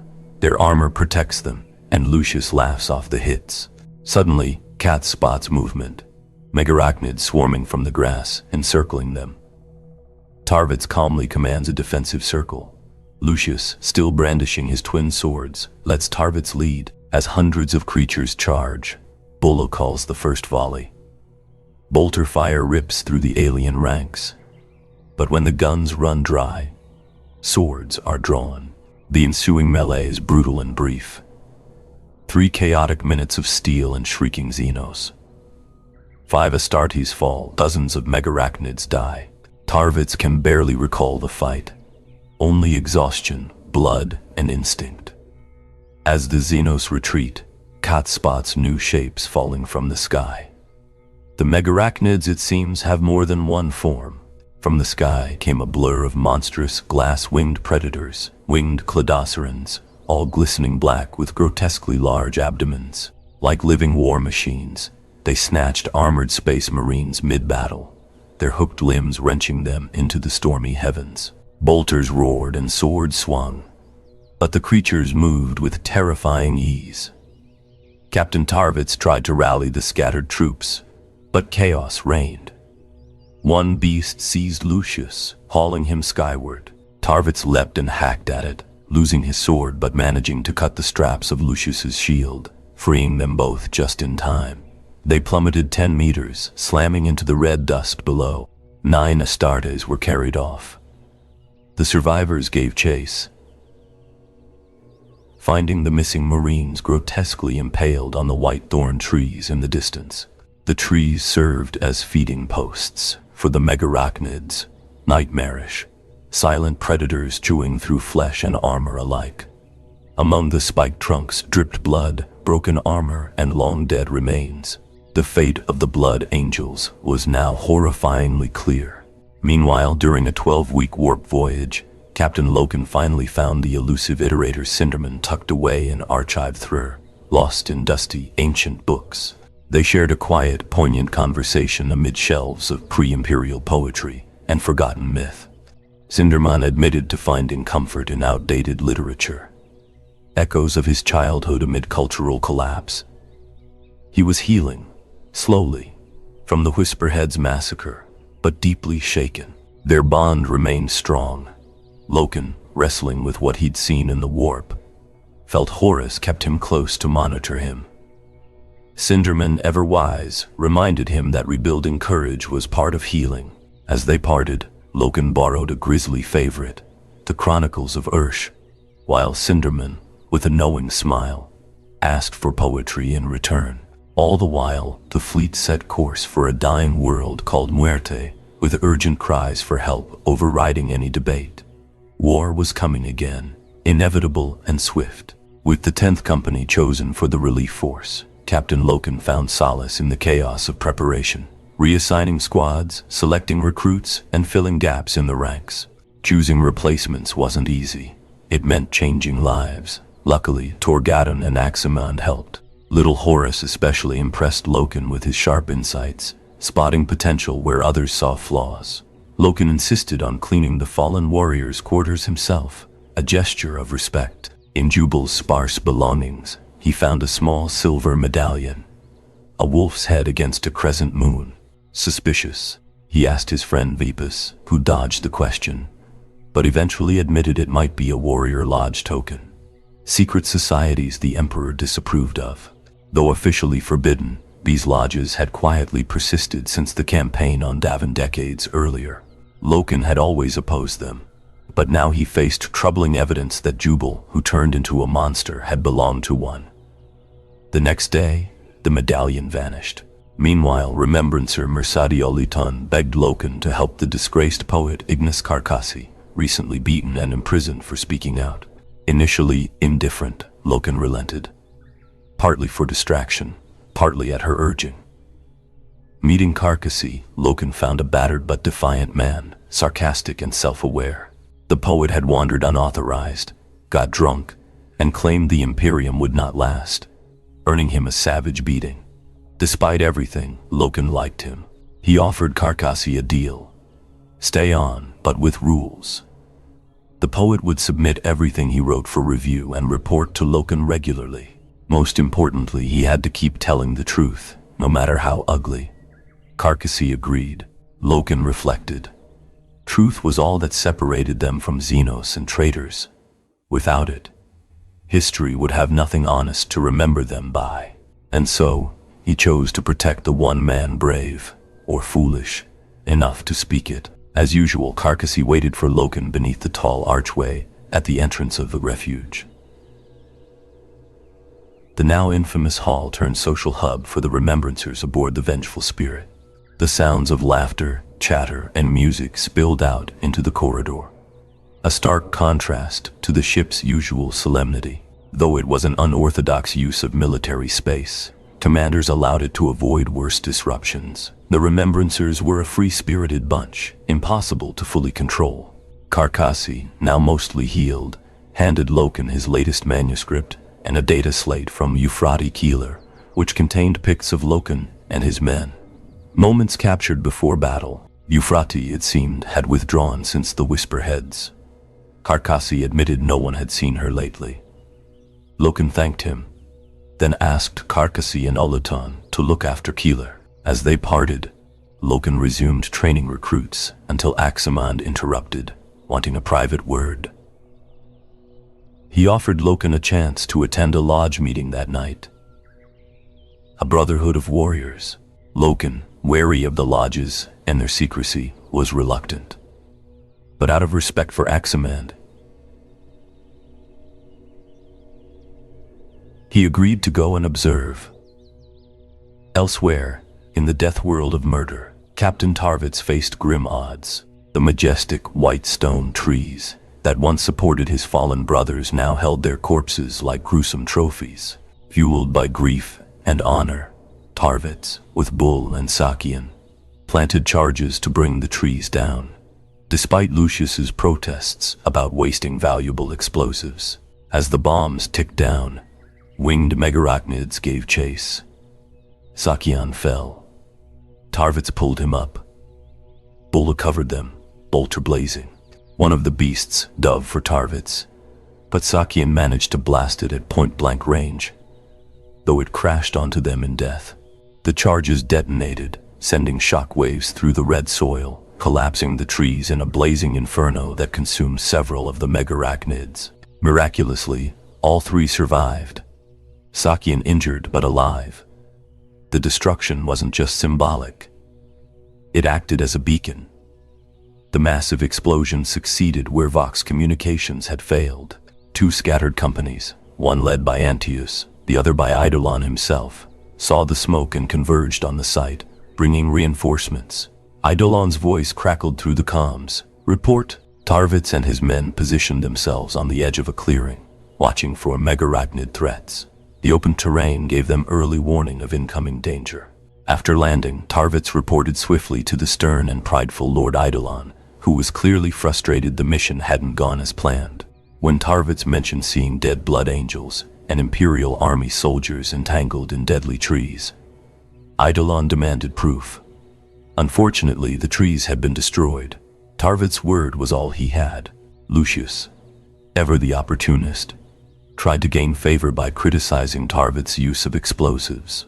Eidolon, dismissive and authoritative, ordered Tarvitz and Lucius to retrieve relics from the wreckage to honor the fallen blood angels. Tarvitz obeyed, hiding his irritation, and led a recovery team made up entirely of his own men. Likely a subtle punishment from Eidolon. As they combed through the white-hot rubble of destroyed trees, they found scorched remnants of armor and gear. Lucius and Tarvitz shared a tense yet honest moment about friendship, mistakes, and the pursuit of perfection, central ideals in their legion. Lucius apologized for past arrogance, showing rare humility. But the mission took a dark turn. A still-living wingless megarachnid burst from the ashes and wounded Farost. Tarvitz killed it, but warned his team to stay alert. Moments later, Lucius picked up a metallic sound. Movement in the dark. Dozens of insectoid shapes glinted at the tree line. Just as they radioed a warning, the line went dead. In the distance, Eidolon's position erupted into combat. As they tried to regroup, Tarvitz's team spotted massive megarachnids, larger and deadlier variants, advancing in disciplined formations. Some dug through the rubble with uncanny precision, reclaiming the debris. This wasn't just an attack, it was organized, intentional. The enemy had evolved, in a surreal, nightmarish scene. Monstrous megarachnids, massive, insectoid beasts, form mechanical work squads to rebuild the forest Tarvitz and his Astartes squad had destroyed. Towering, bloated creatures gnaw at debris, while smaller ones spin white fibers and reconstruct tree trunks with eerie precision, regurgitating cement-like fluids to solidify their builds. Tarvitz, refusing to let the enemy rebuild unchecked, rallies his brothers to attack. The 6 warriors charge into the alien workforce, swords flashing and bolters blazing. The Cladoceros defend fiercely. Tarvitz slays a giant weaver, spilling molten pulp from its split belly. Tychus guns down leaping warriors, but Lodoraten is gruesomely killed, his head torn off, his body shredded. The fight spirals into chaos. Lucius gets trapped under wet alien cement, helpless as a warrior lunges to finish him, only for Tarvitz to blast it away. Bull and Farost dive in, holding the line. Tychus fights backward, and the last 3 Astartes form a desperate defensive ring. Suddenly, the sky rumbles. Not a storm, but a drop pod barrage. Fire rains from above. Bolter fire and plasma shrieks tear through the enemy ranks. Reinforcements have arrived. As megarachnids swarm them, Tarvitz nearly falls, until a white gauntleted hand lifts him up. "Get up, brother," says a deep voice. "Thanks, who are you?" "Name's Tarek, glad to see you." Meanwhile, aboard the Misericordia, the 140th Expedition Fleet nervously awaits the arrival of reinforcements. They expect a small honor guard. What they get is 10 captains of the fearsome Luna Wolves, led by none other than First Captain Abaddon. But then, the real shock. The War Master himself emerges. Everyone except Abaddon's guard, and a stunned Nathaniel August drops to their knees. The War Master doesn't smile. His silence is calculated, chilling, and heavier than any threat spoken aloud. Eshkeros, now with a greenish hue to his skin, urgently pulled at August's robes, whispering for him to bow. But August, paralyzed with fear and confusion, could only mutter that he had forgotten how. In a striking gesture of humility and leadership, Horus knelt before him instead, embracing him warmly and joking that he respected a man too proud to kneel. His disarming charm quickly calmed August and won over the entire fleet. Rejecting pomp and ceremony, Horus urged the officers to stand and cheer instead of groveling. As they applauded, Loken observed how effortlessly Horus had claimed their loyalty. Yet something about Escherus felt off. Soon after, a war council was convened. Horus, flanked by his inner circle, the Mournival, and key commanders, reviewed August's grim tactical report. Torgadon bluntly criticized the disastrous deployment of 3 entire companies into a deadly trap. Though August protested, Horus diffused the tension, acknowledging the mistake without condemnation. As blame shifted to the Emperor's children, accusations flew. Had they rushed in for glory or to help the Blood Angels? Torgadon scoffed at their recklessness, suggesting they merely walked into the same trap. Escherus, angered, defended their honor, prompting sharp exchanges that Horus swiftly quelled. Ultimately, Horus framed the debacle diplomatically. Frome was brave. August acted loyally. Eidolon was dutiful, and the supporting commanders were commendable. Now, he declared, it was the Luna Wolves' turn to handle the enemy. When asked how they would proceed, Horus simply replied, "We'll weigh our options and inform you shortly." The officers filed out of the strategium, leaving Horus alone with the Mournival. Once in private, he thanked them for a well-played performance. Loken, new to the game of politics, was learning fast. The Mournival wasn't just a war council. They were Horus's blunt instrument. As Aximand had explained earlier, their job was to deliver the scathing critiques Horus couldn't, letting him appear as the merciful leader. Loken had played his part well, earning Horus's praise for unnerving Escherus. While Horus acknowledged several officers could be formally reprimanded, he stressed that morale came first. For now, there was a war to plan. Soon after, a breach opened in the storm shielding the planet below, a rare opportunity. Torgadon volunteered to lead the spearhead. Though initially reluctant, Horus hesitated, not wanting to repeat past reckless mistakes. But then confirmation came. There was still Imperial comms traffic on the surface. Survivors. Moved by this, Horus gave the order, "Go." A flurry of activity followed. Drop pods were prepped, warriors boarded, and the air was thick with ozone and anticipation. Horus, watching from the deck, ordered commendations for the officers' quick readiness. Loken asked to administer the oaths a moment before deployment. A gesture of camaraderie and respect. With ritual and brotherhood reaffirmed, the captains boarded their pods. Sidirae cracked jokes. Targost gave Loken a firm warrior's grip, and Torgadon, ever steady, embraced his brothers and shouted, "Lupercal." Watching them go, Loken admitted to Aximand he always felt a twinge of fear at these moments. Aximand responded with a dry smile. "So do I. But somehow, I know we'll see them again." As the drop pods launched like thunderous gunfire, silence fell across the embarkation deck. Garviel Loken's mind, however, was anything but quiet, haunted by a phrase he'd heard weeks earlier. "I can't tell you." It had been uttered during a secretive meeting in one of the ship's dark cargo holds, where candles lit the path and whispers carried uneasy truths. Loken had followed little Horus Aximand, clad in a simple robe, descending into the bowels of the ship with growing suspicion. He distrusted warrior lodges, and Jubal's death had deepened that unease. Was this some cult? A hidden corruption?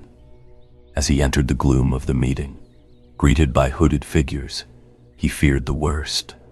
But the truth was more complicated. The lodge was no forbidden cult, but a gathering of warriors, brothers, not bound by rank or hierarchy.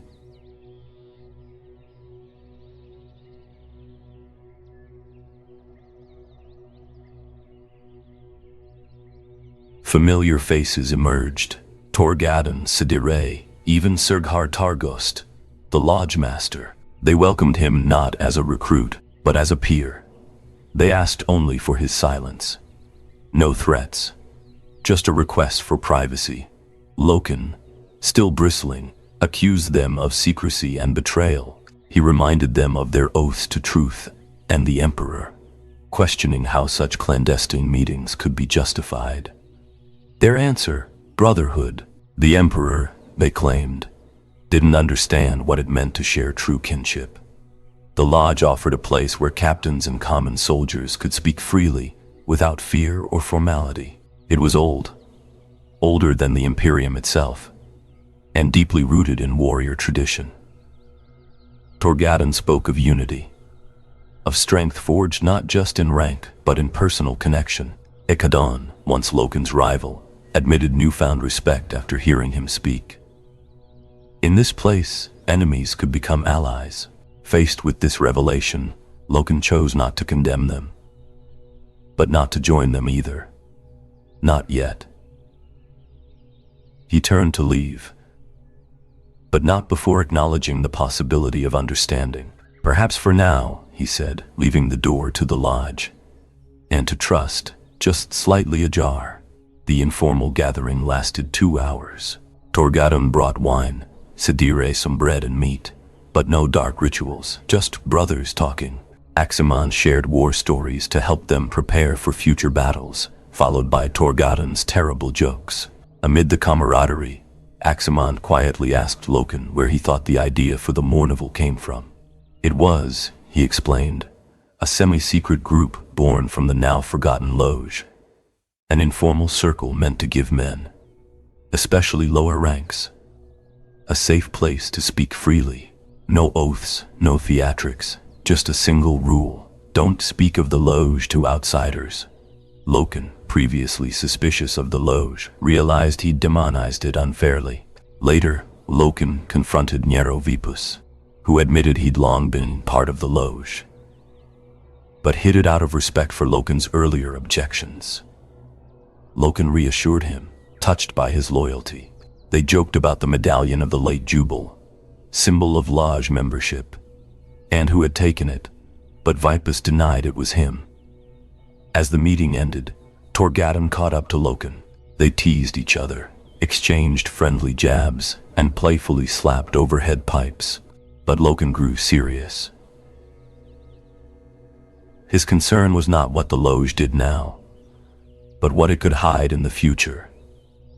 Since it had grown skilled at secrecy, Torgadon laughed it off, calling Loken righteous to the core. When asked if he'd attend again, Loken only said, "I can't say." In a smoky, Senno-littered battlefield, 4 lunar wolves companies had wiped out the megarachnid threat. Captain Torgadon thanked Tarvitz for holding the line with just 6 men. As Lucius freed himself from hardened megarachnid cement, Torgadon organized his troops. Then came Lord Eidolon, flanked by his Emperor's children. He clashed verbally with Torgadon, expecting deference. Torgadon gave none. The tension rose as Eidolon's guards drew weapons, but Eidolon held them back. Both captains removed their helmets and locked eyes, chest to chest, as Tarvitz watched in disbelief. No one, he thought, had ever stood up to Eidolon like that. Torgadon, commander of the Luna Wolves' spearhead, arrives to rescue the shattered Emperor's children forces, led by the arrogant Eidolon. What begins as a tense standoff erupts into a verbal duel, with Torgadon mocking Eidolon's blunders and lack of respect toward War Master Horus. Eidolon, pride wounded, is forced to acknowledge Torgadon's authority, grudgingly. As Eidolon storms off, Torgadon confides in the more grounded Tarvitz. They discuss the recklessness that led to the near disaster, with Tarvitz admitting doubts about Eidolon's leadership. Torgadon respects his honesty and questions how the once glorious Emperor's children became so haughty. Tarvitz defends their pursuit of purity, blaming miscommunication rather than arrogance. Torgadon reveals that the storm parting allowed the rescue, triggered by explosions Eidolon claimed to have ordered. But a quiet warrior, Bull, bravely corrects the record. It was Tarvitz, not Eidolon, who destroyed the trees and disrupted the storms. Torgadon is impressed and threatens Lucius, Eidolon's sycophant, with demotion if Bull is punished. Now vindicated, Tarvitz earns Torgadon's respect. Together they prepare to exploit the tree destruction tactic further. As Lucius sulks off, the true leaders, humble, brave, and honest, begin to emerge. The army retreated from the clearing and plunged back into the stalk forest, disappearing under the embrace of the storm shield.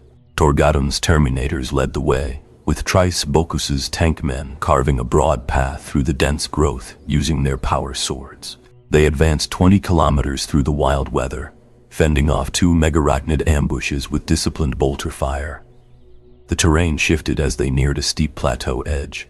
The stalks thinned, giving way to a wide basin filled with stubby, stone-like conical trees rising like armored fungi from swampy ground. Orange-tinted pools shimmered with lightning above, while fibrous gray insects filled the air, hunted by bat-like creatures. At the basin's mouth, they found 6 thorn trees adorned with the remains of blood angels and imperial soldiers. Though no enemies were in sight, distant black shapes wheeled ominously in the stormy skies. "Set them low," Torgadon ordered. "Bring Captain Tarvitz. I'll show you how." Aboard the ship, Loken remained in the Strategium for hours, celebrating Torgadon's initial success in linking up with Eidolon's survivors. Tension soon mounted as they awaited further orders.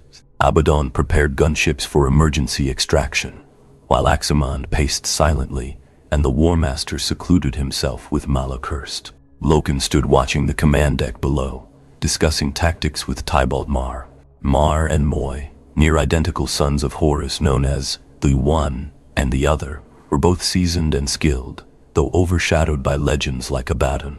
Moy had been chosen for the spearhead. Mar had not, and his envy was clear.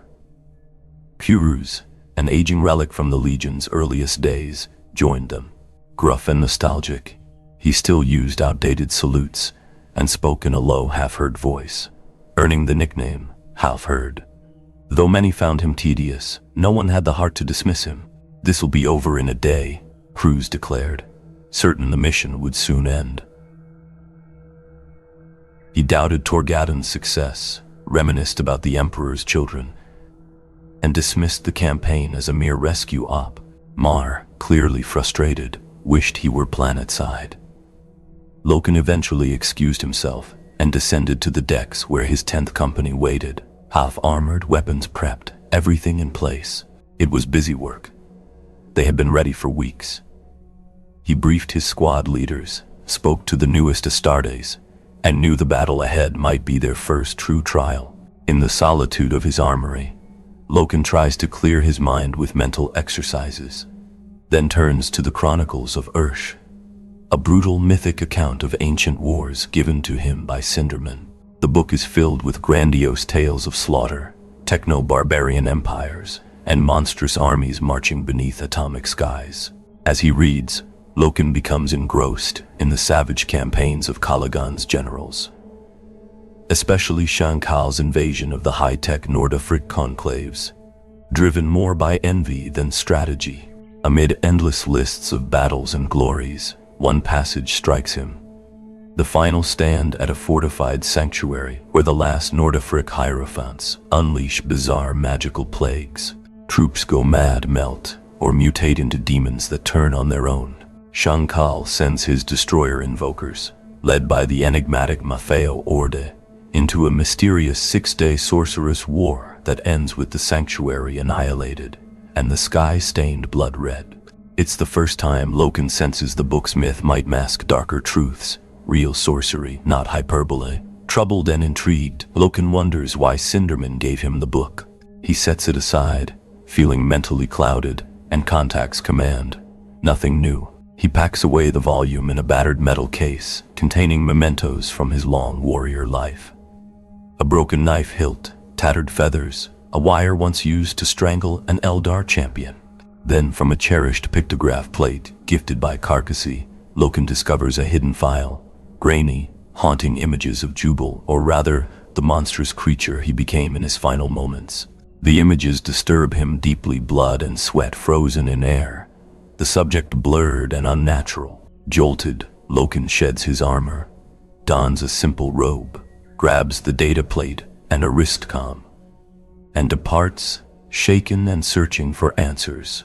Vipus, fully armored except for his helmet, found Loken unarmored and clearly in a hurry. Confused, he asked what was happening. But Loken only said he had something to do, and handed command to Vipus during his brief absence. Sensing their communicators, Loken told him to contact him immediately if anything changed. Then, with his cloak billowing behind him, Loken disappeared into a dark tunnel. Elsewhere on the Vengeful Spirit, the poet Ignis Carcassy was losing badly in a card game called Bullseye. Deciding it was time to distract his fellow players with drinks, he excused himself and wandered into the bustling social hub of the ship. The Refuge. Once a stately hall, the place had become a chaotic, vibrant mess of conversation, music, and graffiti, courtesy of the Remembrancers and off-duty crew mingling freely. Soldiers and artists swapped stories, hoping to be immortalized, or just to get drunk and find company. Carcassy searched for Zinkman, a sculptor with an endless booze supply, rumored to have a distiller in the HVAC section. As he wove through the crowd, the viola music faded, replaced by cheers as Carnegie, the ship's resident baritone, prepared to sing. Suddenly, all eyes shifted to the entrance. A tall, cloaked figure entered, clearly not an ordinary human. Whispers spread as people turned to stare. Unfazed, Carcassy approached. It was Captain Loken, looking deeply out of place. He asked for Keeler, but Carcassy explained she wasn't there. She never came to the arcades. Gently, Carcassy urged the visibly troubled Loken to leave, sensing he didn't belong in this world of laughter, art, and blurred boundaries.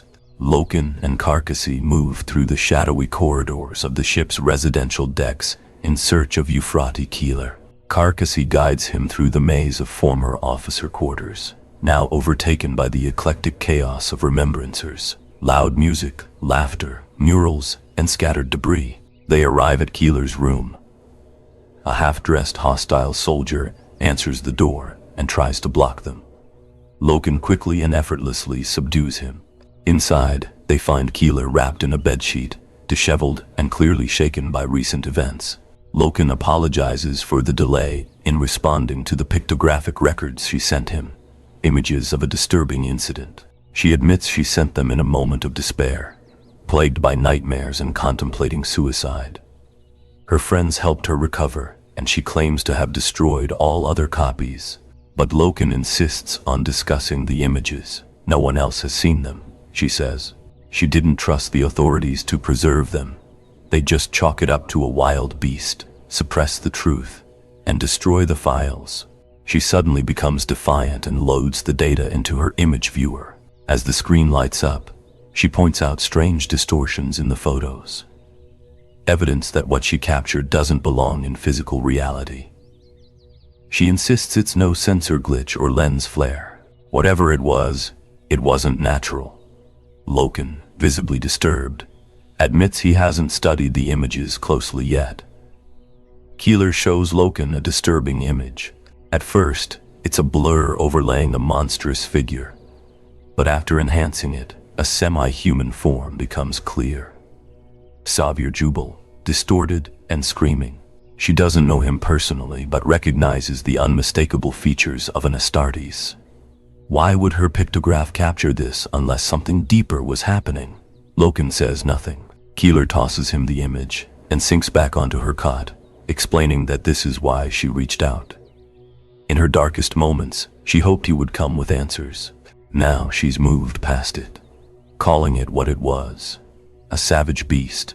Loken realizes how isolated she's been. While he and others received the truth, Keeler saw the cracks in that story and faced them alone.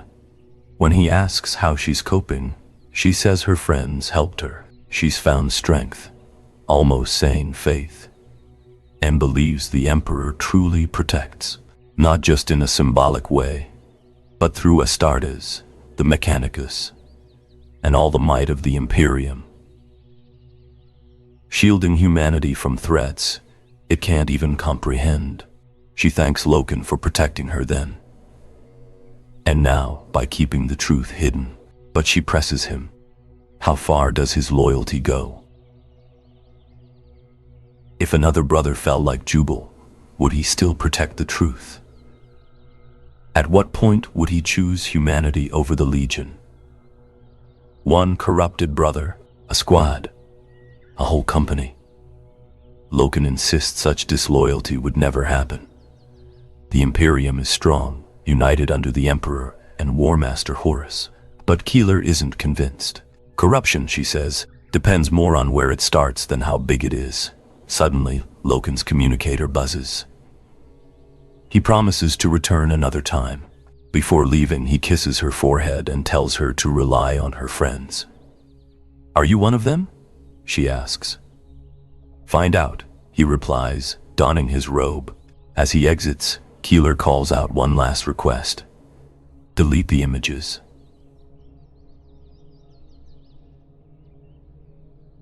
For me, they don't need to exist. Loken nods and steps into the cold hallway. As the door closed, Keeler sprang from her cot, letting the sheet slip from her body.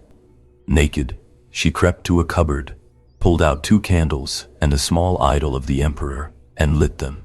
Kneeling before her makeshift shrine, she opened a tattered pamphlet Leaf had given her. Badly printed, full of typos, but sacred to her. She began to recite its words. "The Emperor of mankind is the light and the way." Elsewhere, Loken raced down the Remembrancer's quarters as sirens howled. He called into his communicator. "Is it Tarek? What's happened?" Vipus replied, voice crackling through the speaker. "Oh, something's happened all right. A barge just arrived." Sanguinius? Sanguinius himself. A week earlier, Loken had described the great triumph at Ulanor to Remembrancer Mercedes Oliton. "You can't imagine it," he began. The Mechanicum had flattened an entire continent for the event, transforming mountains into a polished plain that stretched so far. One could see midnight on one end and midday on the other. A triumph to end the Ulanor campaign, and to say farewell to the Emperor, who was stepping away from war after 2 centuries of command. Cloaked in ceremony, a half-kilometer-wide causeway ran 500 kilometers through the field, lined with iron poles bearing orc skulls. Fires of promethium burned along its edges. Tens of thousands of Astartes and soldiers marched in review. 14 legions were represented, and 9 Primarchs attended. Horus, Dorn, Angron, Fulgrim, Lorgar, Mortarion, Magnus, the Khan, and Sanguinius. Loken recalled their presence vividly. Angron radiating fury, Dorn unyielding, Magnus cloaked in mystique, and Sanguinius, so perfect, so magnetic. Had real tears, he told her, remembering how Sanguinius refused ritual markings of grief. On a storm-swept hill, Sanguinius received relics of fallen warriors. He turned to Tarvitz, took a battered Astartes helm, and recognized the armor mark. "Captain Thoros, he will be missed," the angelic Primarch said solemnly, thanking the Emperor's children for recovering the remains. Then, turning to Torgadon, Sanguinius expressed deep gratitude. "You ended this nightmare," Tarek humbly replied. "I did what my War Master commanded." Sanguinius looked to Horus, who smiled and embraced his brother. Of all the Primarchs, none were closer than the Angel and the War Master. As they stood amidst the ruins, surrounded by Astartes, war machines, and Imperial soldiers, the bleak, rain-drenched landscape reflected the gravity of the moment. The war had taken its toll. But in that stillness, there was reverence, memory, and the looming weight of fate. Sanguinius reflects on ancient Terran philosophy, admitting vengeance might be dishonorable, but confesses he desires retribution for his fallen brothers. Horus, standing beside him, declares vengeance unnecessary. What matters is the Xenos threat that must be eradicated for humanity's survival. The 2 Primarchs vow to fight side by side, and so begins a brutal 6-month war against the megarachnids on the world known as Murder. The war is merciless.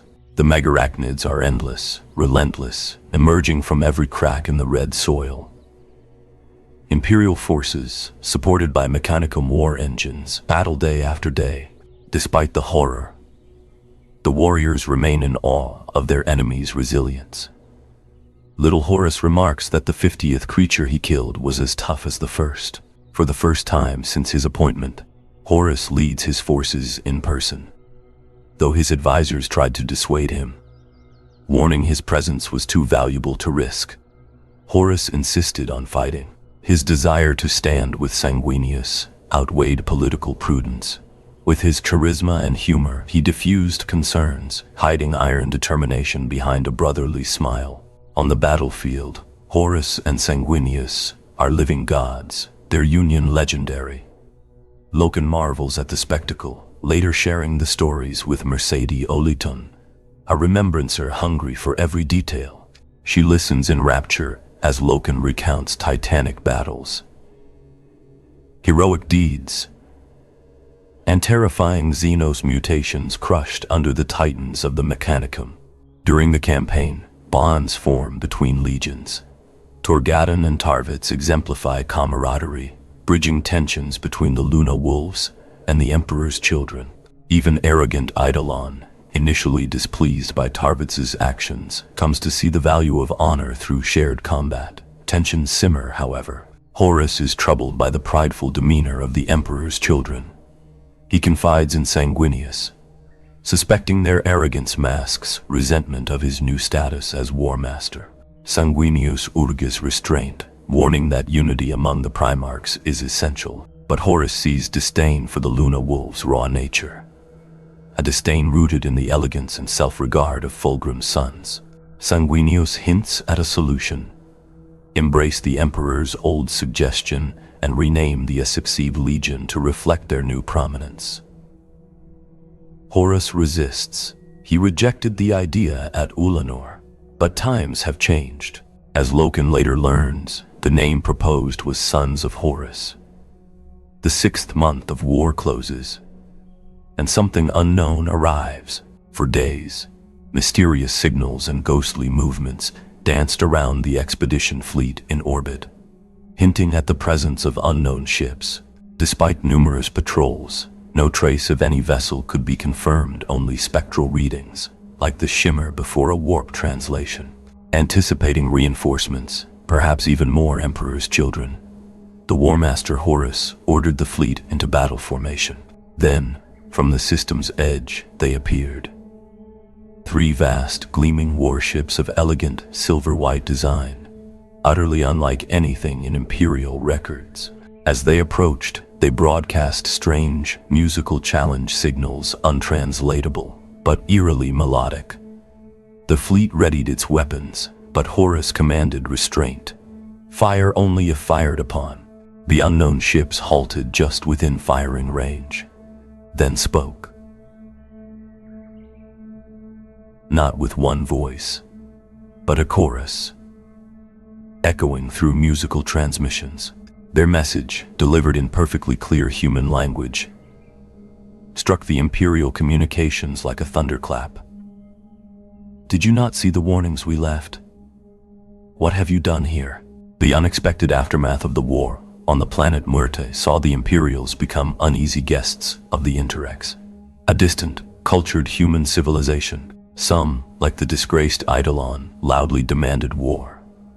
Others, Malohurst, Sediri, and even Blood Angels captains, whispered of irreconcilable differences between the Imperium and the Interrex. Though related by distant blood, the Interrex held values fundamentally opposed to Imperial doctrine, violating the Emperor's sacred principles. War, they argued, was inevitable. But Horus hesitated. He admired the Interrex for their refinement, and had reasons he kept close. The Mournival, his inner circle, sensed tension. Aboard his ship during the journey to the Interrex stronghold, a fierce argument erupted. Abaddon, influenced by war-hungry advisors, defied Horus with fiery conviction, leading to a rare and terrifying outburst from the War Master. Horus ordered him out with such fury that even the ever-jovial Torgadon was rattled. Later, in private with Loken and Aximand, Horus calmed. He spoke of Scythonia, their volcanic home, and the fire that lived within all of them. Then, turning to a mural of the Emperor capturing constellations in his hand, he shared a deeply personal memory.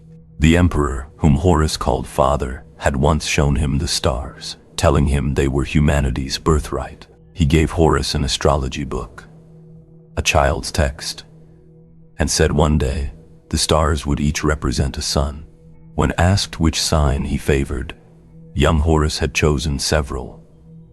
Leos for fury, Scorpos for strength, Arbitos for justice.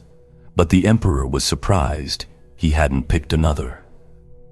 The Sagittarium, a centaur, archer, warrior of legend. The perfect fusion of man and war machine. That is what you must become. The Emperor told him, you must command my armies as if they are an extension of yourself. Man and steed, charging across the stars, yielding to no foe. And in Ulanor, the Emperor gave him the symbol. Horus leaned forward, showing a worn gold ring on his little finger. A Persian piece from before the Emperor's birth, depicting a centaur. It was a symbol given to him with a message. You are now the Sagittarium. Half man, half army. Where you go, the legions will follow. He smiled, recalling it fondly. Loken and Aximand laughed along with him, until a voice interrupted. Sanguinius, angelic and serene, emerged from behind a silk veil, encouraging Horus to share the real reason behind his affection for the Sagittarium. Reluctantly, Horus obliged. He reminded them of the Emperor's words. Make no mistakes, and the stars will be ours. Yet since being named War Master, he had already made two. The first was at 6319, where a misunderstanding led to unnecessary bloodshed and the death of Sejanus. The second was Urusarash, the land of spiders, a quarantined alien prison world the Interrex had warned them against, but they invaded anyway. While Loken and Aximand defended imperial doctrine, eradicate, not tolerate, Horus was troubled. The Interrex, though alien-friendly, lived in harmony. Who was more human? He wondered aloud. Horus swore to change. No more rash decisions. He would understand the Interrex, learn from them, and only then decide their fate. Perhaps, for once, the Imperium could learn. The Interrex culture was strange yet elegant. Their speech was intertwined with the aria, a harmonic musical language layered over human dialects. Interpreters, tall beings with genetically enhanced, bat-like ears, played this aria using ornate, chest-mounted instruments while others spoke. The first diplomatic contact was formal. Messengers, slender and tattooed, arrived aboard the Vengeful Spirit in soft blue robes. Their elite guards wore gleaming green and silver armor, almost delicate compared to the bulk of Astartes' gear. Abaddon scoffed at their slim protection, doubting it could withstand even a slap. The soldiers' exotic weapons caused quite a stir. Most carried swords on their backs, while others wielded long, weighted glaives or dark metal bows with dart bundles strapped to their thighs. Bows? Seriously? Whispered Torgadon, surprised by the contrast between their primitive weapons and high-tech ships. Probably ceremonial, Aximand guessed. Officers wore toothed half-discs on their helmets, whose visors resembled stylized, aggressive jawlines equipped with comm modules. Behind them came bulkier warriors in brown and gold armor. Assault troops, genetically enhanced for brute strength. They flanked 5 sleek, headless quadruped robots, reminiscent of horses. They're artificial, Horus murmured, instructing that everything be recorded for study. Aboard the flagship, a vast bay was cleared and adorned with imperial banners for the ceremonial meeting. Horus stood with his elite, facing a massive interrection shuttle. From its unfolding metal ramps emerged over 100 figures, soldiers, interpreters, and emissaries, forming a perfectly arranged formation. After 48 hours of intense diplomatic exchange, the moment had come.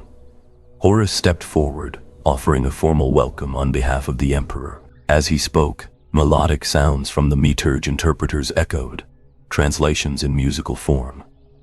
The lead emissary, Dieth Shen, accepted the greeting.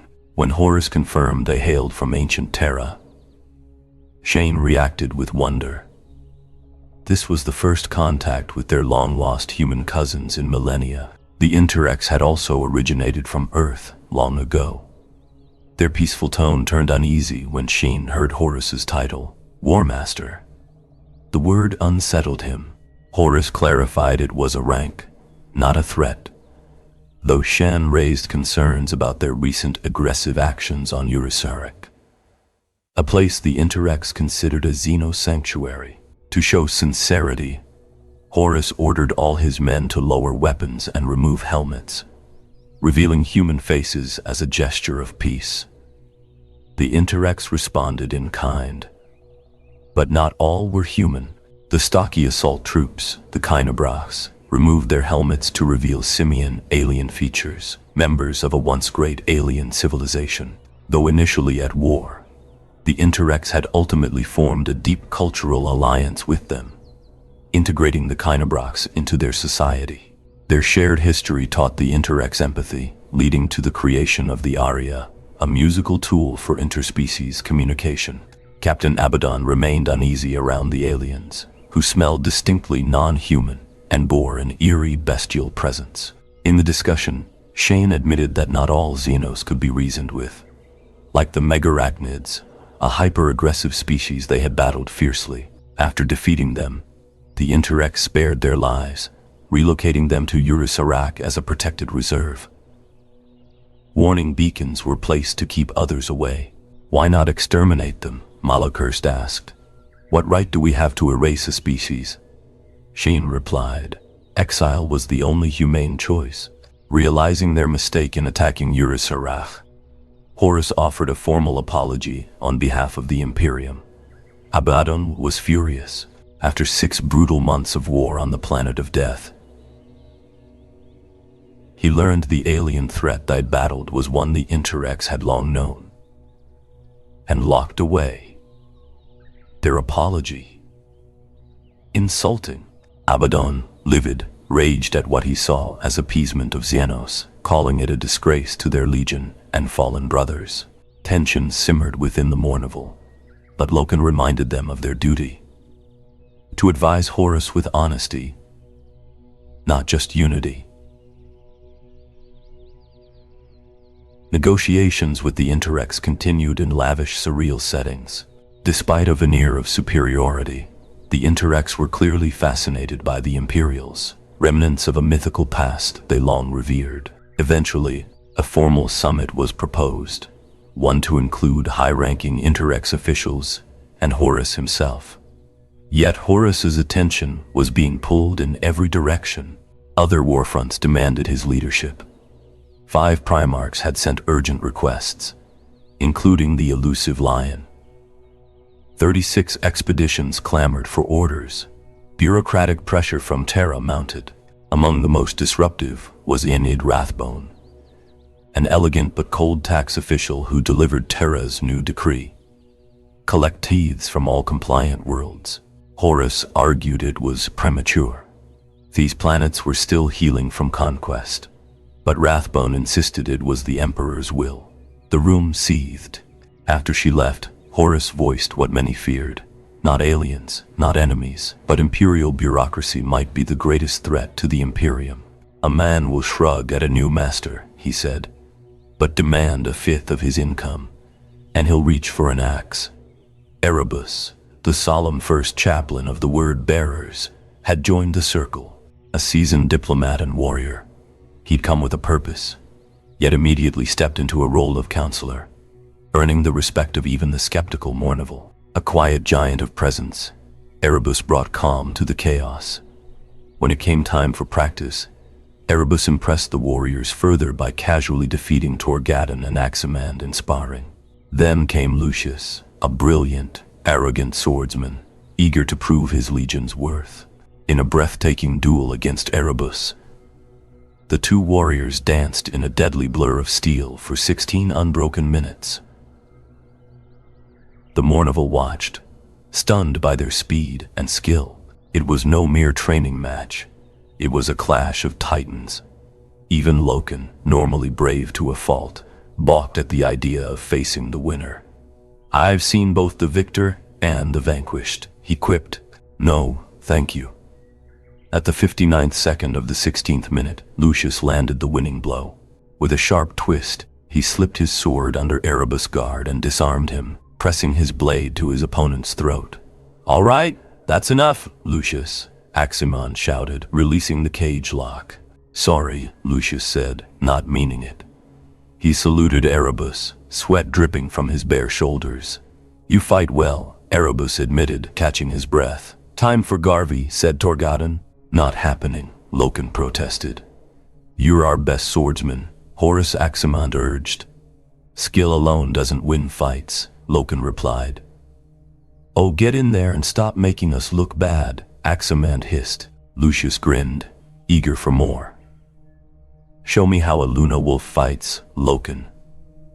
"I'm not a swordsman," Loken warned. "Then this will be quick." The match began. Lucius danced around him, full of energy. Loken calmly studied him. "I've been watching your moves. I know what you'll do? You think so? Come at me?" Lucius lunged. Loken sidestepped and punched him square in the face. Lucius hit the floor, hard. Loken dropped the sword.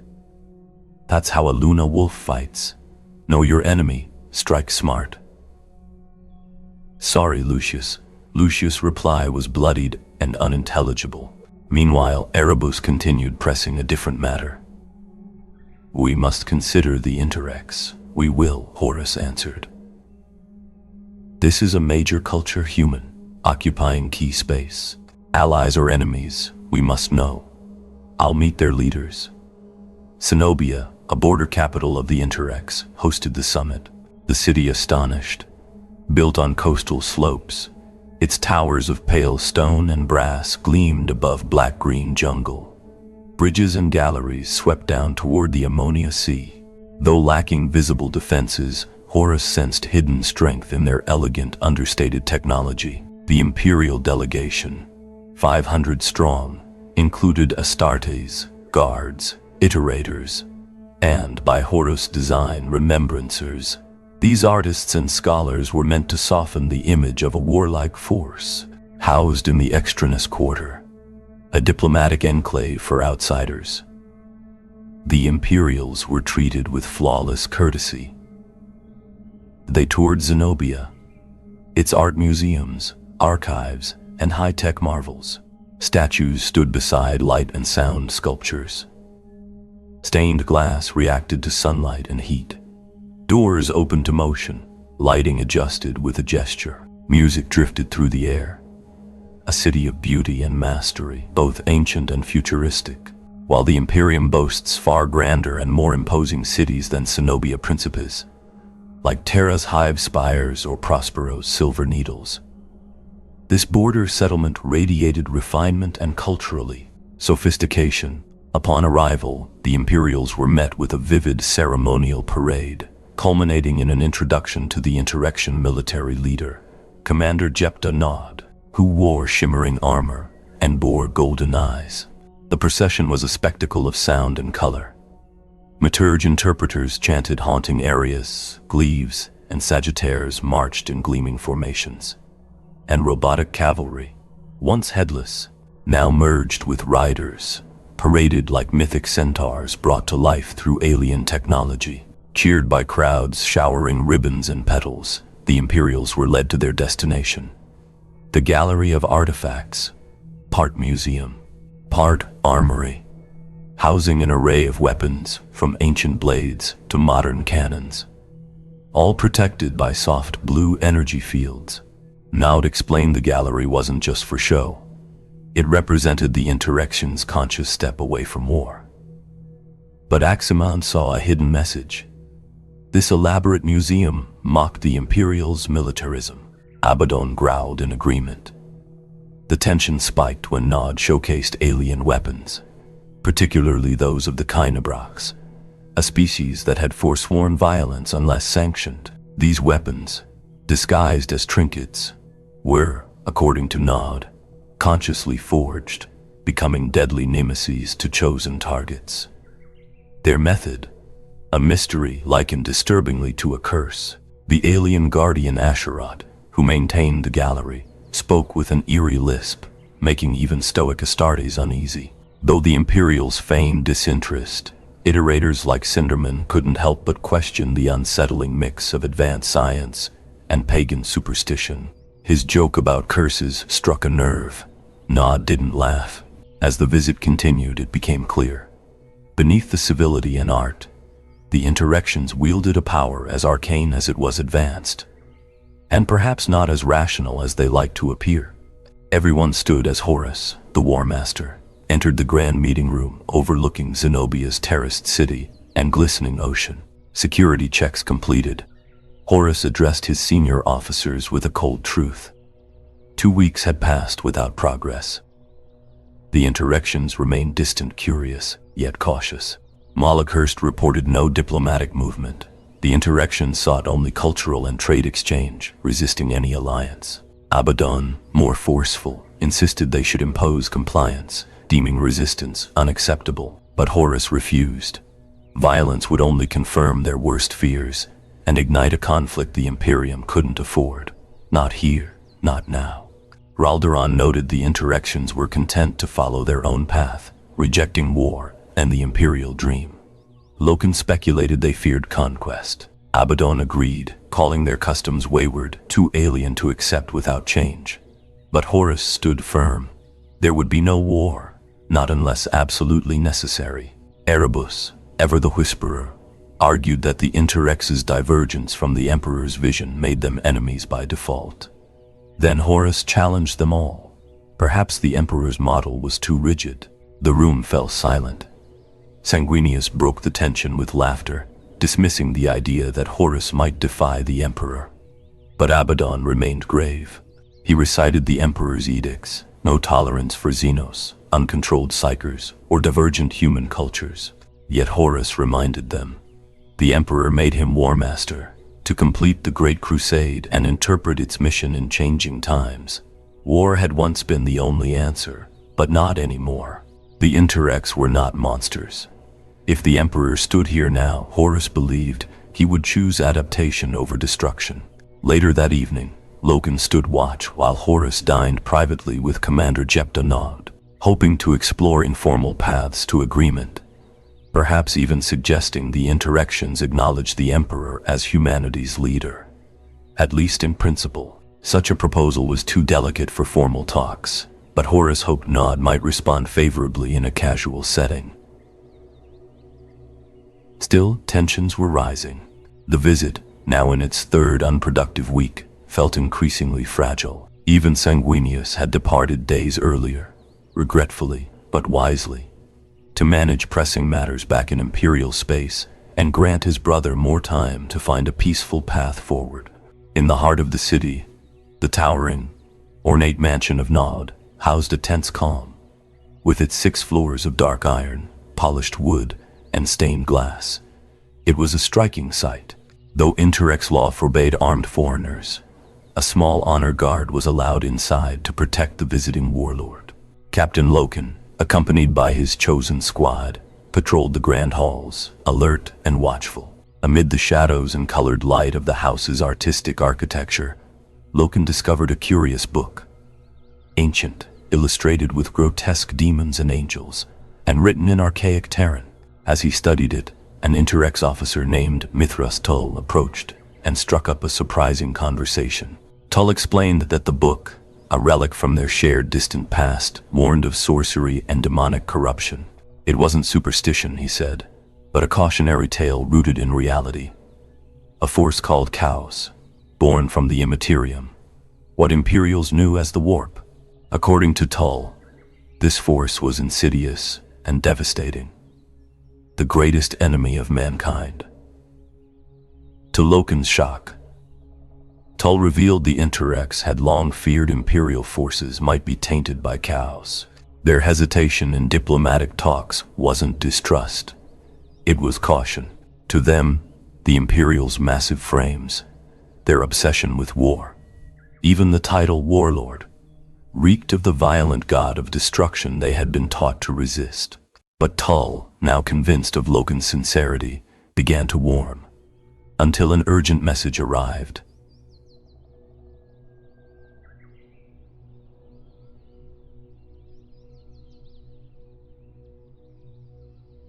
Something had gone wrong. The gallery of artifacts was ablaze. Suspecting betrayal, Tull demanded Loken's weapons. When he refused, citing duty to protect his commander, the situation escalated. Communications jammed, systems shut down, and trust shattered. In a moment of chilling betrayal, Tull raised his weapon, accusing the Imperials of revealing their hand too soon. The truce was over. War had begun. The Interrex officer struck with astonishing speed. Even with his hand on his sword, Loken couldn't draw it in time. He managed to block the blows with his armored arms, narrowly fending off a series of expert strikes from Tull, whose lightweight armor gave him exceptional agility. The fluid, precise attacks were clearly meant to force Loken into retreat or surrender. But Loken wouldn't yield. Something had changed in Tull. Suddenly and inexplicably. Loken didn't know why, but his mission was clear. Protect the War Master at all costs. Communication was cut off. No contact with the fleet, the Extronus complex, or fellow agents. He was alone and focused. Loken's armor surged with power. Enough evasion. He deflected the spear with his gauntlet, grabbed the shaft, and snapped it clean. Tull adapted instantly, wielding the broken weapon like a staff, even electrifying it with crackling energy. A blow struck Loken hard, hurling him across the room and briefly disabling him.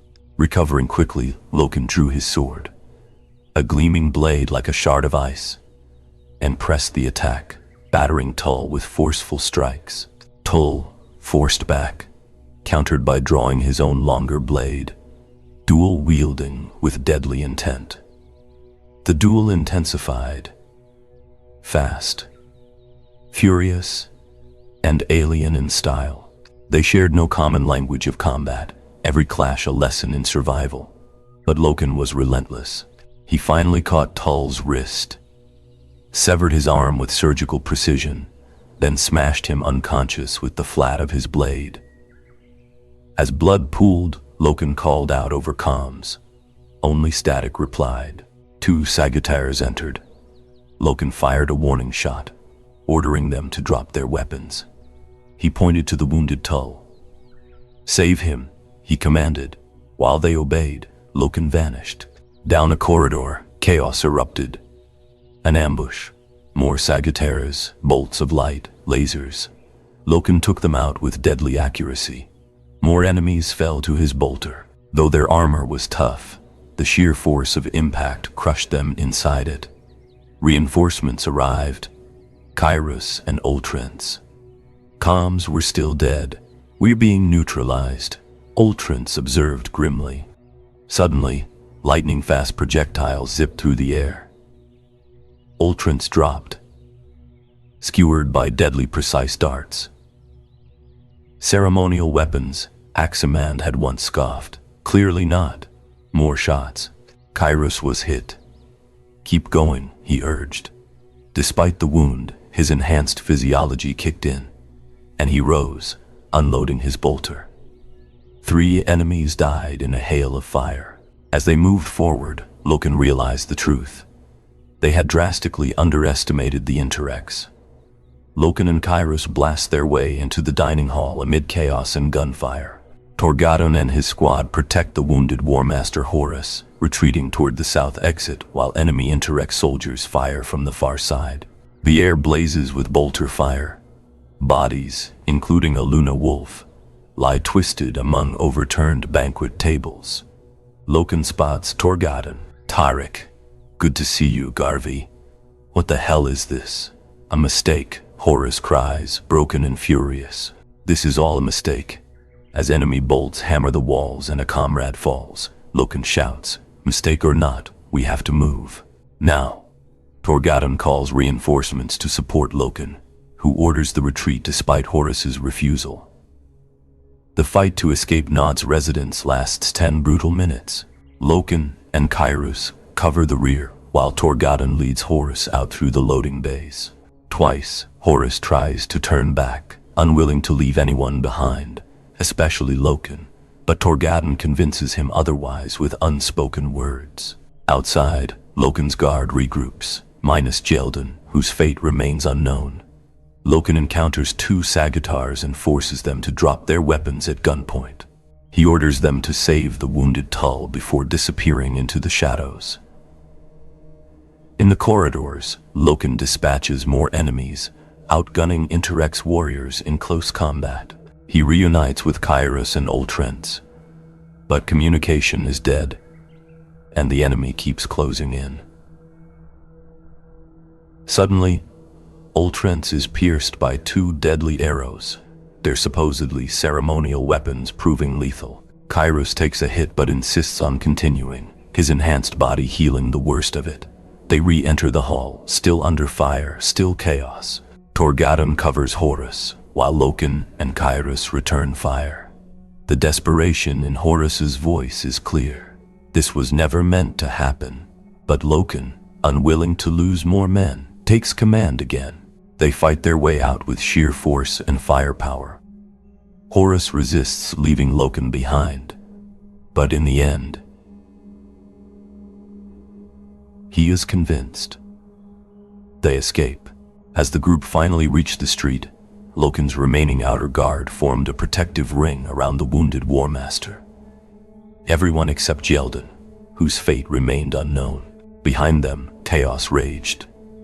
Under relentless fire from Sagittar darts and energy weapons, the squad retreated through the loading dock. Zakes was vaporized by a blue energy beam. Cyclos was pinned to a door by darts, and Rigold was killed by a precision shot through his eye, followed by a fatal strike to the neck. Kyrus was also wounded, but Loken dragged him out through the smoke and ruin. Outside, the city was bathed in firelight and sirens howled. A red glow in the distance signaled something worse was burning. Despite his injuries, Kyrus managed a grim joke, yanking a dart from Loken's armor. An earlier near miss. Torgadon roared for them to move, throwing grenades to cover their retreat. "This is a disaster," Loken muttered. "No kidding," Torgadon snapped, arming more explosives. Their mission now: get Horus to safety aboard the Extraneus. But Horus had other plans. Clad in ceremonial garb, the War Master refused to flee. "Protect me, yes," he said, "but I won't go quietly. Everything we've built is crumbling. Something went terribly wrong tonight." Loken recounted a disturbing conversation about chaos, an accusation that they had brought it with them. Horus, shaken, connected it to the whispers of disformity and the madness of Jubal. "Have you brought the warp here, Garvia Loken?" "No, sir," Loken replied. "Then the flaw lies with them, and I had hoped they were pure, that they were kin." But Loken wasn't convinced. He believed the Interrex feared chaos just as much as the Imperium did. Feared that it had infected the Astartes, and maybe, tonight, something had proven them right. The War Master learned that the gallery of artifacts had been attacked. Weapons were stolen. The Curator murdered. The Interrex believed the Imperials were responsible. Torgadon urged Horus to escape, but the War Master overruled them. "Take me to the gallery." There, the building burned.